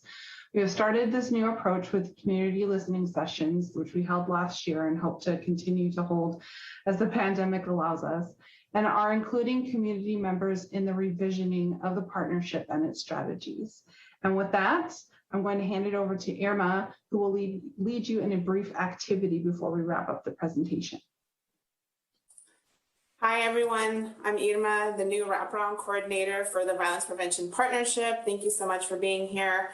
I came to the partnership with at least a decade of outreach and community engagement strategizing. And I chose to work with the partnership because they really do put community at the core. And part of what we want to do by putting the community at the core is we want to hear back from you. So keeping the roots of violence in our mind, where do you believe the Violence Prevention Partnership needs to invest more to support health and safety of the Santa Rosa families today? And in order for us to kind of gauge that and see where we can reinvest our resources, we have designed a quick survey, a very short survey, and Madeline has put that in the chat box. So we're going to give you the opportunity to give us some feedback. And this survey is based on the 4 pillars of the Violence Prevention Partnership. So we are going to give you about 3 minutes. And thank you. So it's 4 questions, and again, based on the 4 pillars of the Violence Prevention Partnership. And we want you to rate how important that particular pillar is to you. So I'm going to go ahead and set a timer. And we're going to give you about 3 minutes.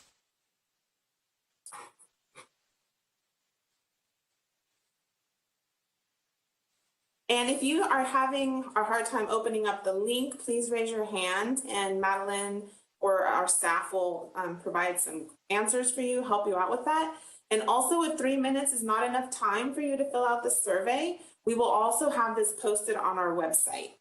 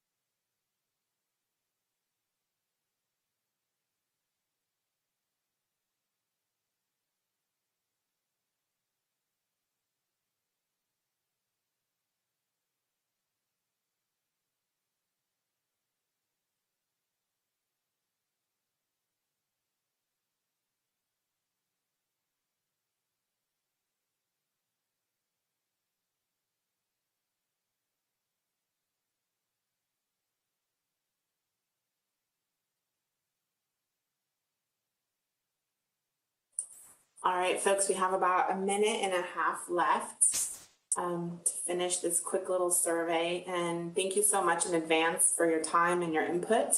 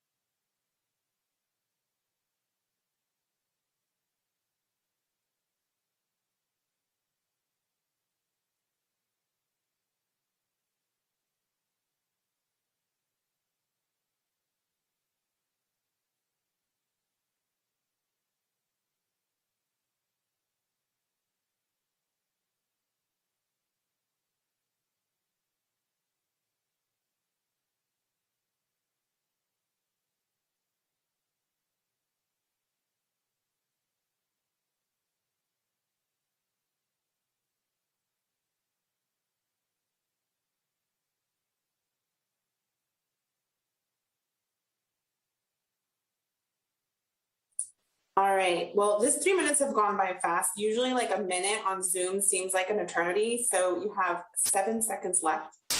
Again, if you didn't have a chance to finish the survey, please check out our website. It'll be posted on there. All right, that's time. I'm gonna hand it over to my colleague, Gustavo. Thank you so much, everyone. Thank you, Irma. Thank you all for making the time to be with us here tonight. We want to take this time to recruit you as our outreach specialist and tell you guys about the open health series that we're going to be hosting. So there will be 2 events that we're going to have for our monolingual Spanish-speaking community. One on September 1st at 5 p.m. and the other will be on September 23rd at 5:30. We will be hosting a English open house on September 8th. So we want to invite the CAB to help us spread the word of these open houses. They will be through Zoom, similar to what we are doing here tonight. And what we will be doing is giving this presentation and really hope to get feedback from members of the community on the vision, that sharing our vision for the partnership, and being able to hear some of their input on what they feel or what efforts they would like to see in the community to reduce violence. Next slide, please. And at this time, I would like to open it up for questions. So I know I'm pretty sure that some of you may have some questions for us. Great. Thank you so much for your presentation. It was chock full of information. And at this time, as we get back to where we can see all of the members, there we go.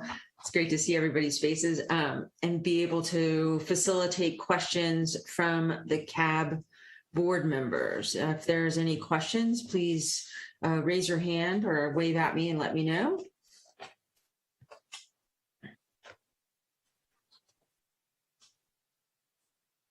I'm not seeing any questions at this time.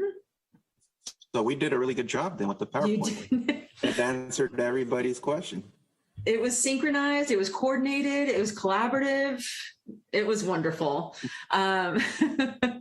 So I really appreciate the history tour and that information, as well as the new approach that we've seen in action over this past year, and giving us that information. My question would be, and of course, board member Ram, I see you have your hand up. I'm going to let you go first.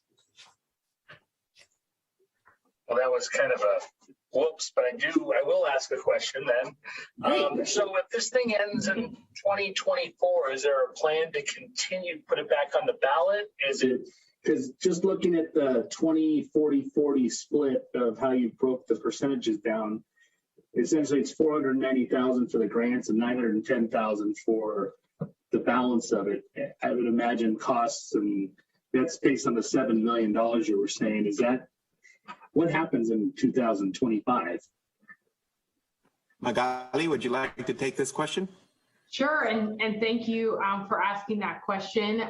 So yeah, the split is 40% police, 40% fire, and then 20% is split between us and neighborhood services. And so I think one of the efforts will be from the council to put it out to community, to do some polling and to figure out, like, you know, this was established 20 plus years ago. You know, we're definitely in a new landscape. Many things have changed.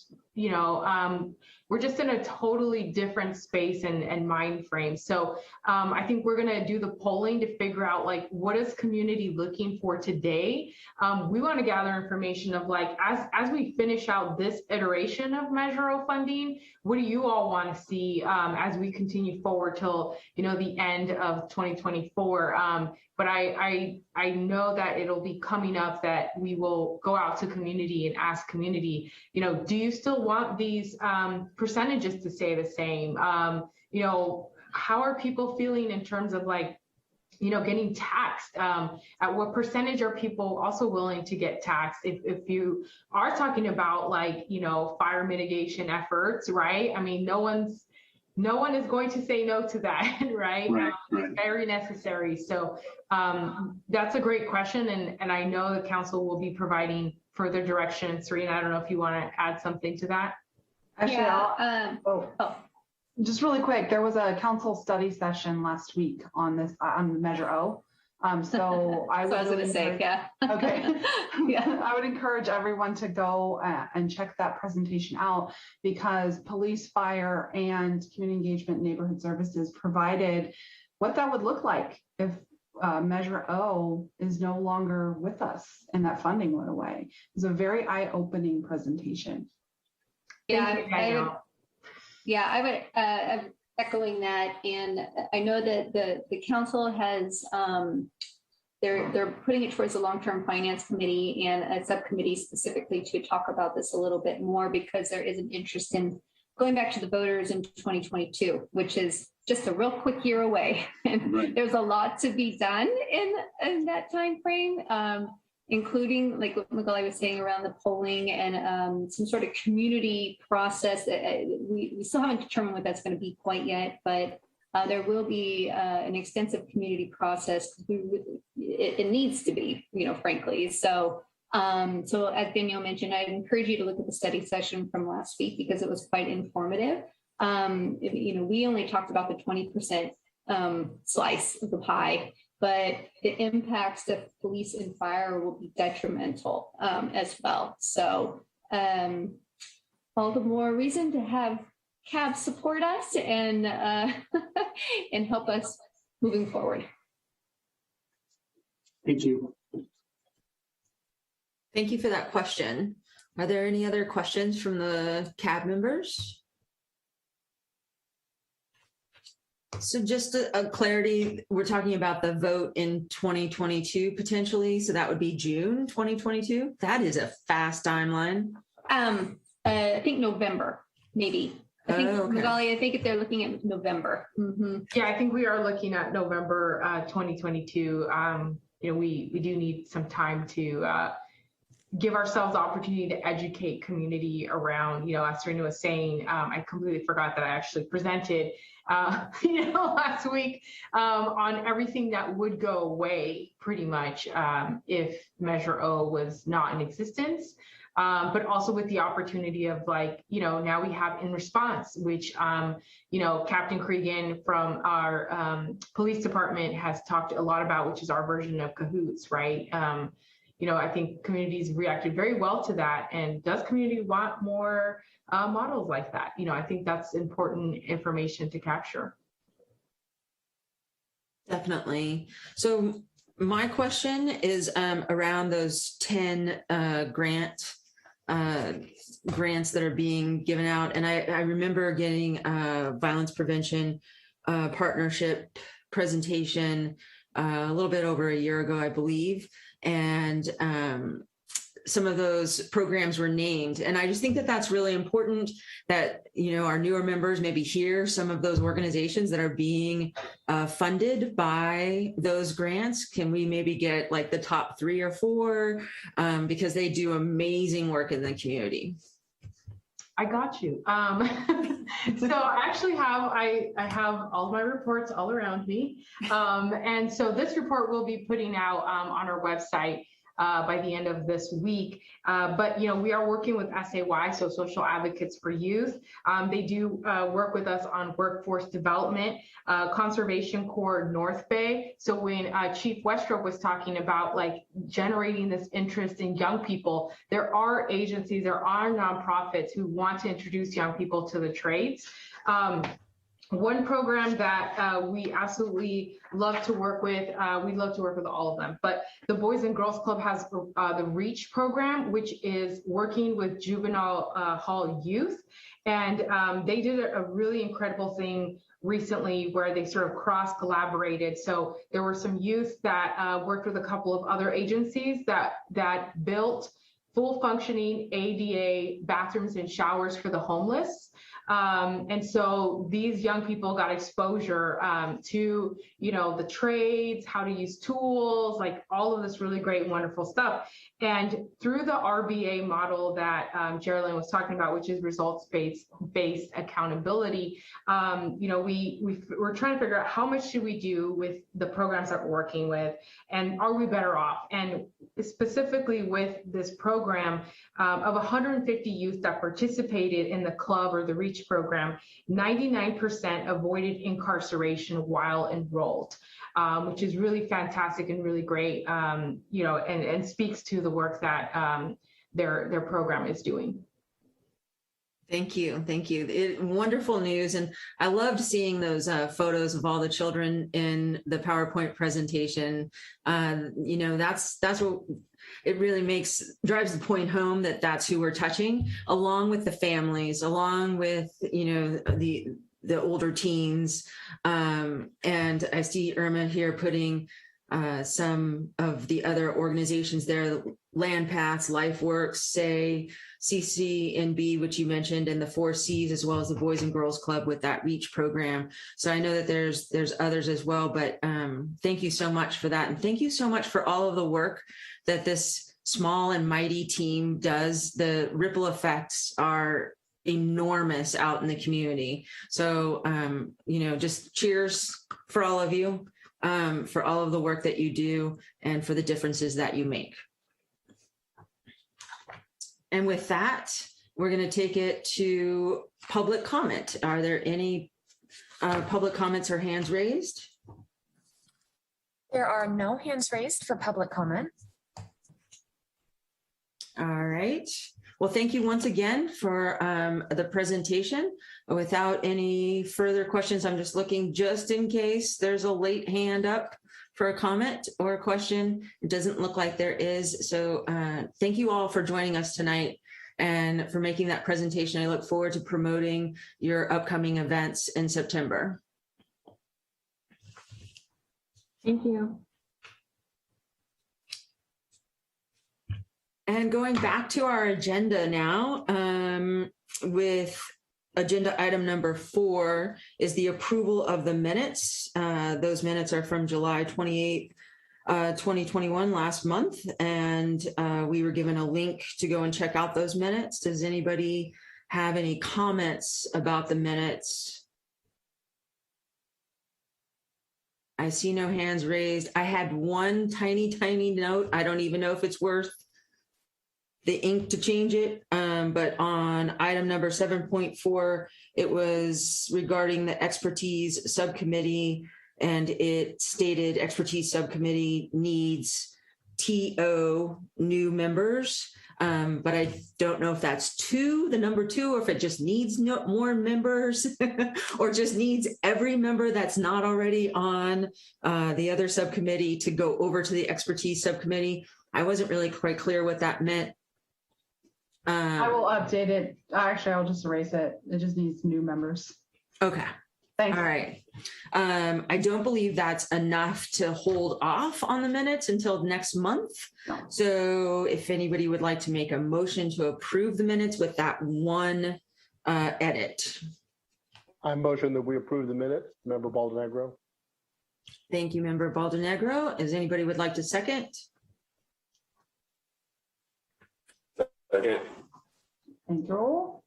And I think that was Member Rogers. Okay, and that was second. And Danielle, do you want to take the vote? Nope. Member Barnett. Approve. Member Baldonegro. Approved. Member Rom. Approved. Member Richardson.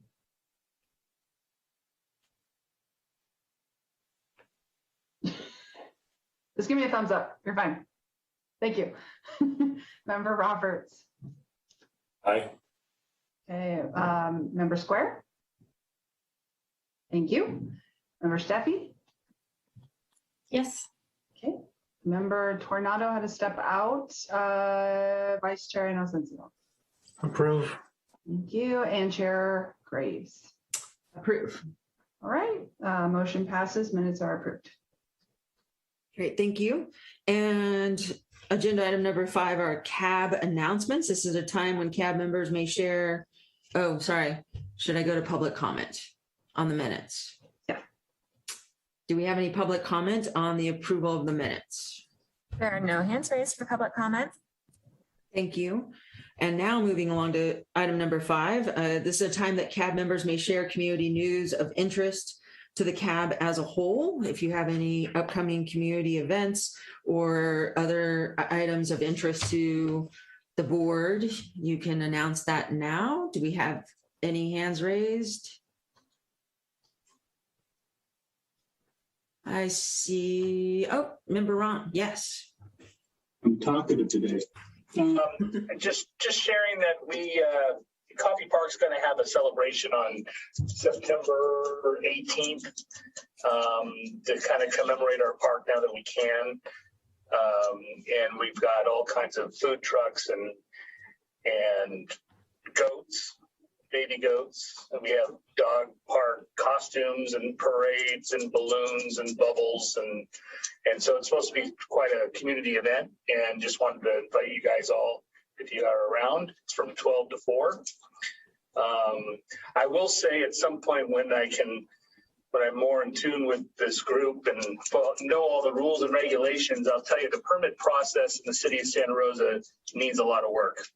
I mean, for us to have this event was 6 permits, and I mean, it's not the money, it's the process, and have to have it all done within 30 days prior to the event. And it is, I mean, it was an act of Congress for 4 people just to have this event for our neighborhood. So that's my only take out of it, but we're looking forward to having a great party. And any of you guys want to come, please come. All right, thank you for the invite. Are there any other announcements? Seeing none, go to public comments on item number 5. There are no hands raised for public comment. Great, thank you. And moving right along to item number 6, staff updates. So Danielle, you're taking it away with these staff updates? Yes, and I will be joined by Magali and Gustavo, who will be helping me out here. Just pull these up. Community Empowerment Plan updates. Multicultural Roots Project. We are teaming up with the Museum of Sonoma County on their Dia de los Muertos event happening, I can't remember the date, starting in mid-October, going through the beginning of November. I'll get you those dates after the meeting. We are planning on setting up a multicultural roots exhibit as part of the event series to highlight our community leaders from our BIPOC communities who have done great work in the community and since have passed on. We are also working with that team on featuring a lowrider. Actually was owned by a community member who passed away this year. It was a very significant part of the lowrider community here in Santa Rosa. So we are working on getting, hopefully, fingers crossed, getting his lowrider as part of that exhibit. We are still working on the resolution to declare racism as a public health and human rights crisis in Santa Rosa. It's had some hangups, but we're getting through it. It's currently being reviewed by the city attorney's office. And actually, for the next update on the Mary Lou Lowrider, I'm going to hand it over to Gustavo. He has some really exciting announcements about the car. Uh-oh, just kidding. It looks like he's frozen. So while we wait, oh, there he is. Okay, good. You're there. No, you're not. It seems to happen like every time I'm going to speak, it freezes. I don't know why that's going on. But yes, late July, we were able to take the vehicle. Oh, no.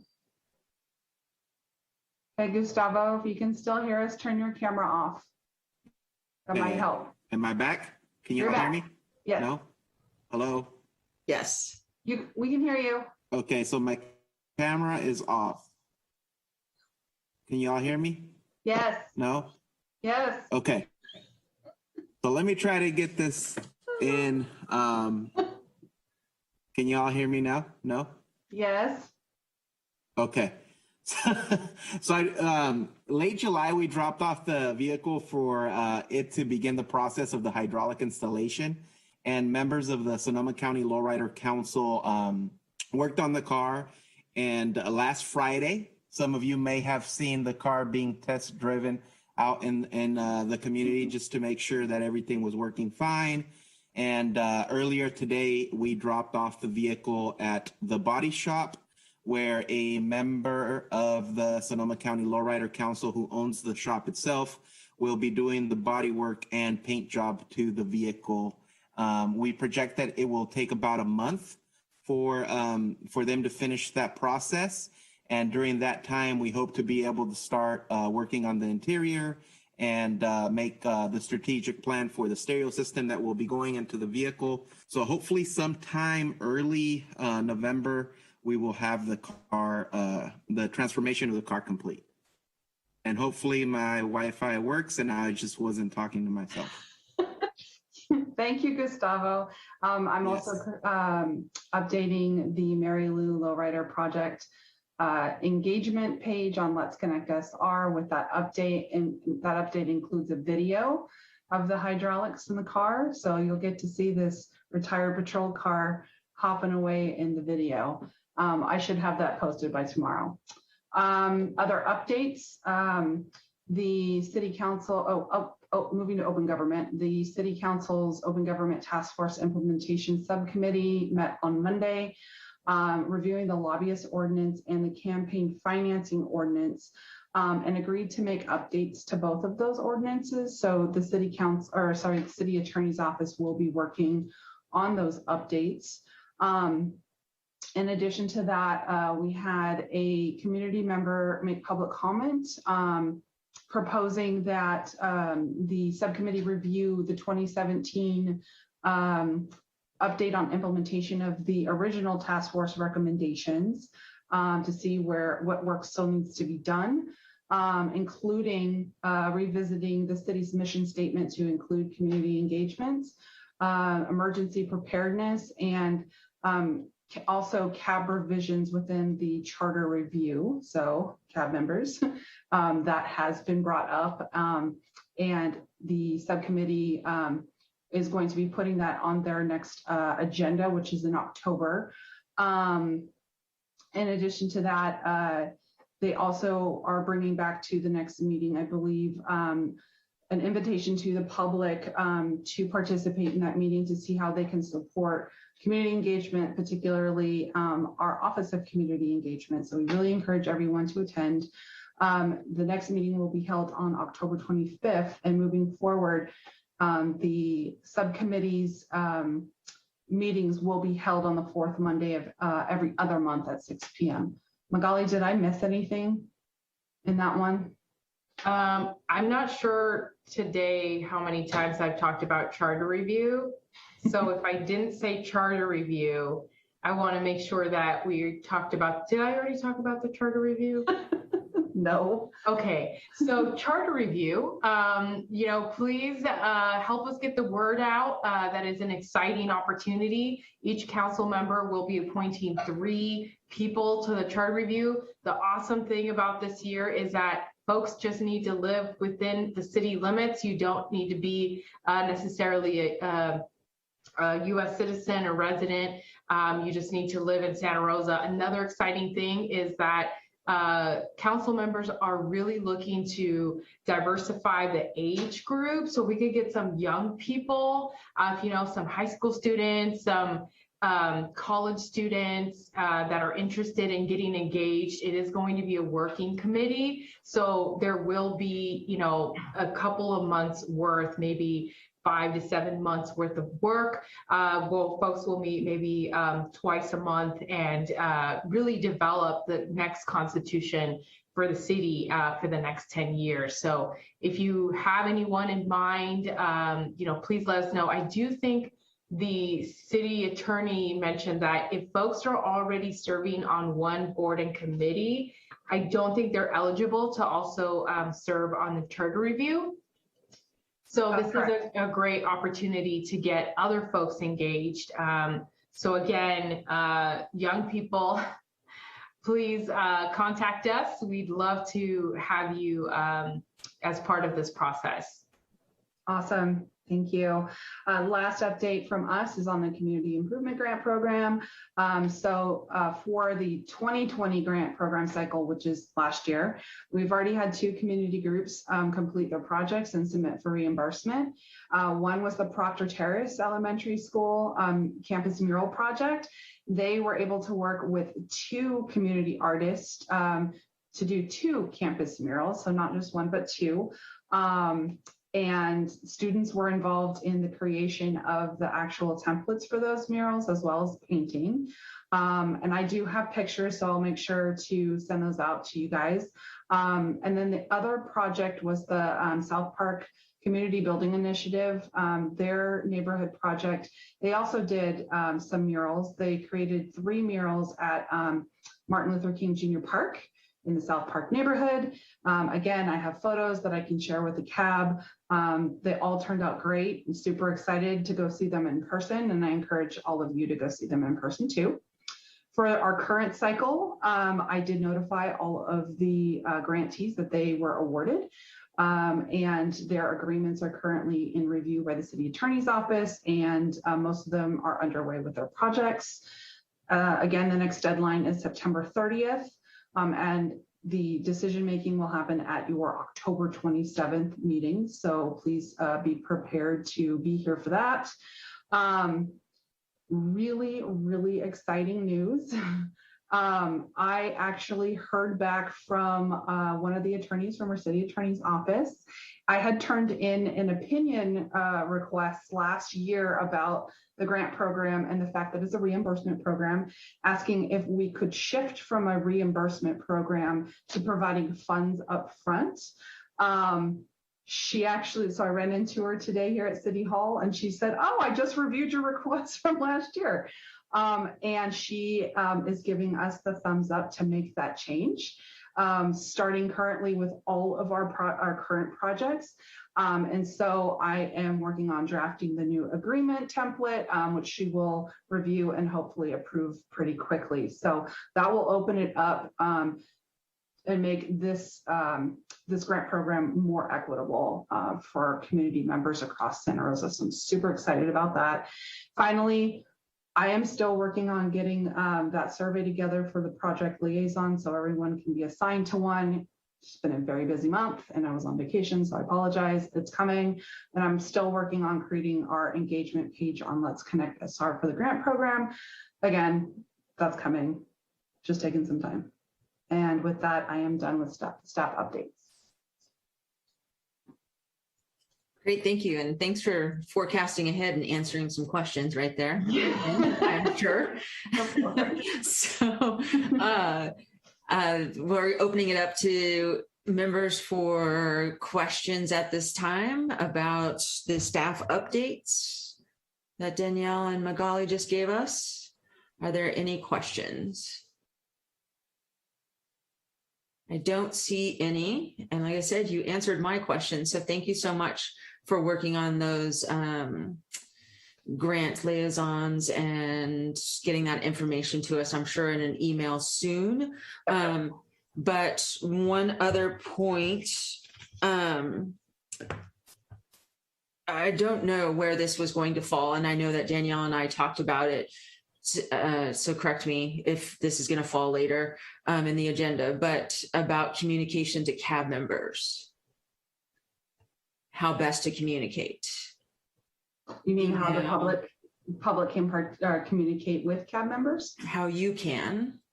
How? Oh, that's right. Yes. Thank you. You're welcome. Thanks for the reminder.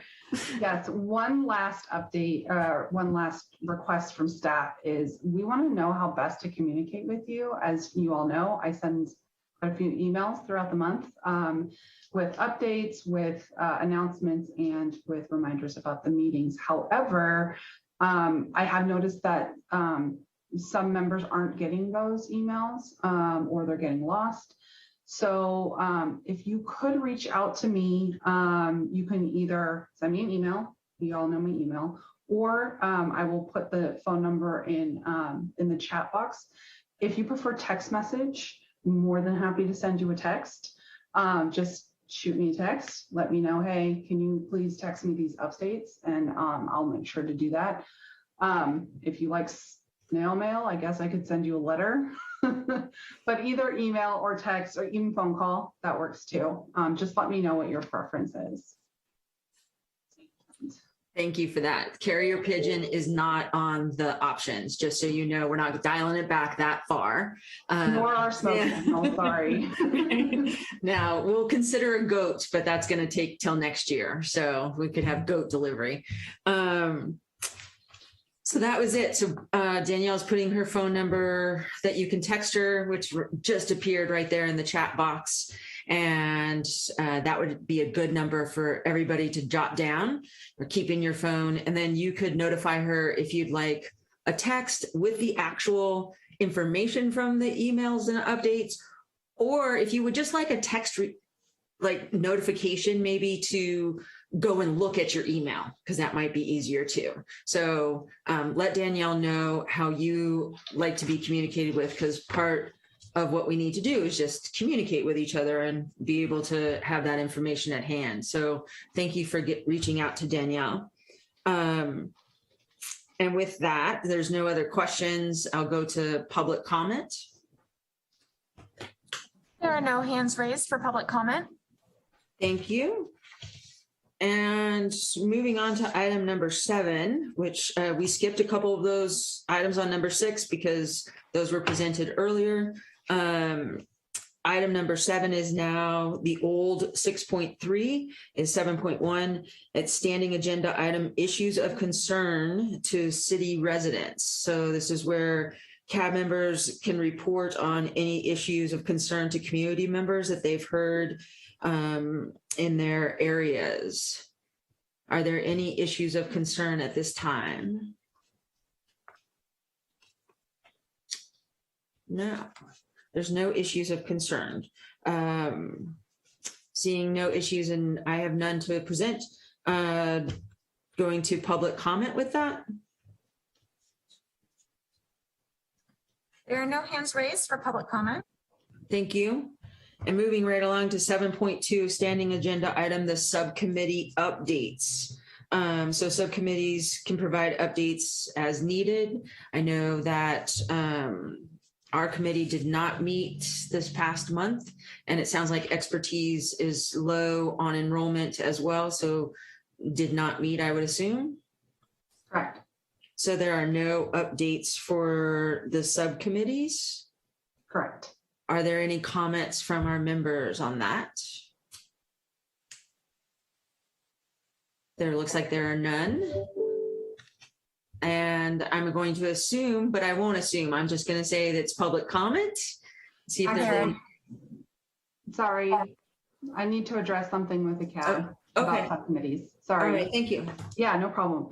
So moving forward, I start my first week of law school, officially first year next week, which classes are on Tuesday, Wednesday, Thursdays. So we have 2 options here. Magali and Madeline will be taking over the general CAB meetings moving forward. So this is my last CAB meeting for a while. Although if class is canceled on a Wednesday, I may be able to participate. With subcommittee meetings, those are held on the first and second Wednesdays of the month. So with me not being in class and us not having staff to staff those meetings on those days, 2 options. 1, move them to Mondays, if that works for everybody. Or 2, eliminate the subcommittees and do work here in the general CAB meetings. Lately, we haven't had much to do in those subcommittee meetings just because of the pandemic, and it's not a whole lot we can do while we're sheltering in place and not able to go out and engage the community, right? That might pick up. I don't know what it's going to look like for next year. Like I said, the other option is to disband the subcommittees and just focus on doing work at these general meetings. So I will turn it back over to the CAB and let you decide what you want to do. All right, so I heard those 2 options as being 1, to move it to all the Wednesday subcommittee meetings, go to the first and second Monday of the month, respectively. And then the second option being disband the subcommittee meetings to have the work done in CAB. Are there any comments, questions? It looks like there's hands raised now. So I'm going to go with Member Roberts. Yeah, I would go along with disbanding the committees. I just feel like, yeah, we could make these meetings more working meetings, and I feel like we could be doing more between meetings. I think at this point, the CAB members are doing, including myself, very little between meetings. It's mostly staff running it, and I think we could be doing more. So I would, want to do more work as a group during the meetings, and higher expectations for all of us members in between. Thank you. Moving on to Member Steffi. Yes, I agree with Member Roberts, and I was thinking maybe we give it maybe a time frame, like a 6-month time frame, and then evaluate at that point whether we think it makes sense to reinstate those groups or not. But I agree. I think more of us being engaged in between meetings and having more deep conversation at the meetings would be a good approach, at least for the next, I just chose 6 months, but a certain period of time and then reevaluate. Thank you. And Vice Chair Inocencio. I agree with both the previous statements from the two members. I think it should probably be, it'd be a good idea if it were a standing item in the just regular agenda that we could, use as needed. I assume we won't need it quite as much, but it'll be there, available, as needed. I also think if we are going to add it, we might want to see how we could maybe condense part of the agenda. That would be pretty helpful. If they're going to be working meetings, we should probably try to balance that out a little bit. That sounds, as we have 8 members here right now, that's about half of us that have spoken for disbanding the subcommittees and bringing it to the CAB. Are there any other points of view on this that we would welcome hearing? I know it's a little difficult because most of you are new and haven't even been able to attend a subcommittee meeting. Like I said before, it's been very challenging during the pandemic.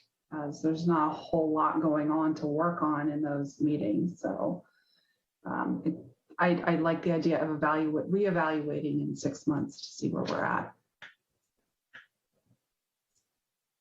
And I see no other comments from members. I will just say that I think that I agree with what's been stated already by our members, and it would feel great to have more to work on here. I do feel like we're a little bit top heavy with staff contributing to the meetings. And last meeting, it felt wonderful to get to work and put our lift our sleeves up a little bit and work on those items of getting those grants out. And so I realized that we still have that to do once a quarter as well. So if we could take that into consideration, that maybe those meetings where we have grant decisions, we wouldn't have a standing agenda item of subcommittee work, because those CAB grants can take a little extra time. Yep. But I would agree on that. Does anybody want to put forward a motion? I motion that we disband the subcommittees for 6 months. Member Baldenegro. Thank you. I'll second that. And that was Member Roberts jumping in quickly for a second. So at this time, would you like to count us off for a vote, Danielle? Yes. Give me a minute here. Sorry. Okay. And you guys can just do thumbs up. Member Barnett, Member Baldenegro, Member Rom, Member Richardson, Member Roberts. Aye. Member Square, Member Steffi, and Vice Chair Inocencio, and Chair Graves. Perfect. Motion passes with 8 votes. Great.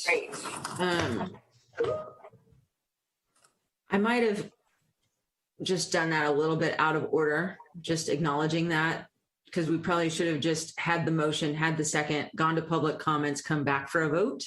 That's okay. We don't have any audience members right now, but we should still put it out to public comment. Okay, let's put that out to public comment. There are no hands raised for public comment.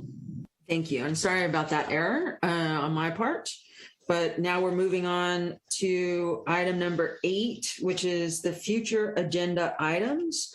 And so this schedule is tentative, and you can see it on your agenda that the Santa Rosa General Plan update presentation would be next month in September. And then we've got some tentative items to be announced, including the Santa Rosa Equity Officer presentation, the Rec and Parks presentation, the Office of Community Engagement Strategic Plan, and last, the rescheduling of the Sonoma County Homeless presentation, and tentatively in December of 2021. So, and that would be before their next count in 2022. And that's why that would be tentative, I would assume, for the December. So, although I do believe that December 4th Wednesday would be the 22nd, which is right before Christmas. So that's something to take into consideration as well. Are there any other potential future agenda items that anybody wants to bring forward at this time? I don't see any. That seems like a pretty comprehensive list right there. Thanks for putting that together. And can we go to public comment on that? There are no hands raised for public comment. Great, thank you. So moving on to adjournment. It looks like we're at the end of this road. Does anybody want to make a Move to motion? adjourn. Thank you for interrupting me. And was it Roberts again with the second? Yeah. Oh, 3 for 3. And we're adjourned, I believe. Thank you, everybody, for joining us this evening and for making great questions on those presentations and bringing forward those couple motions that went over quite ecstatically. So everybody stay safe out there.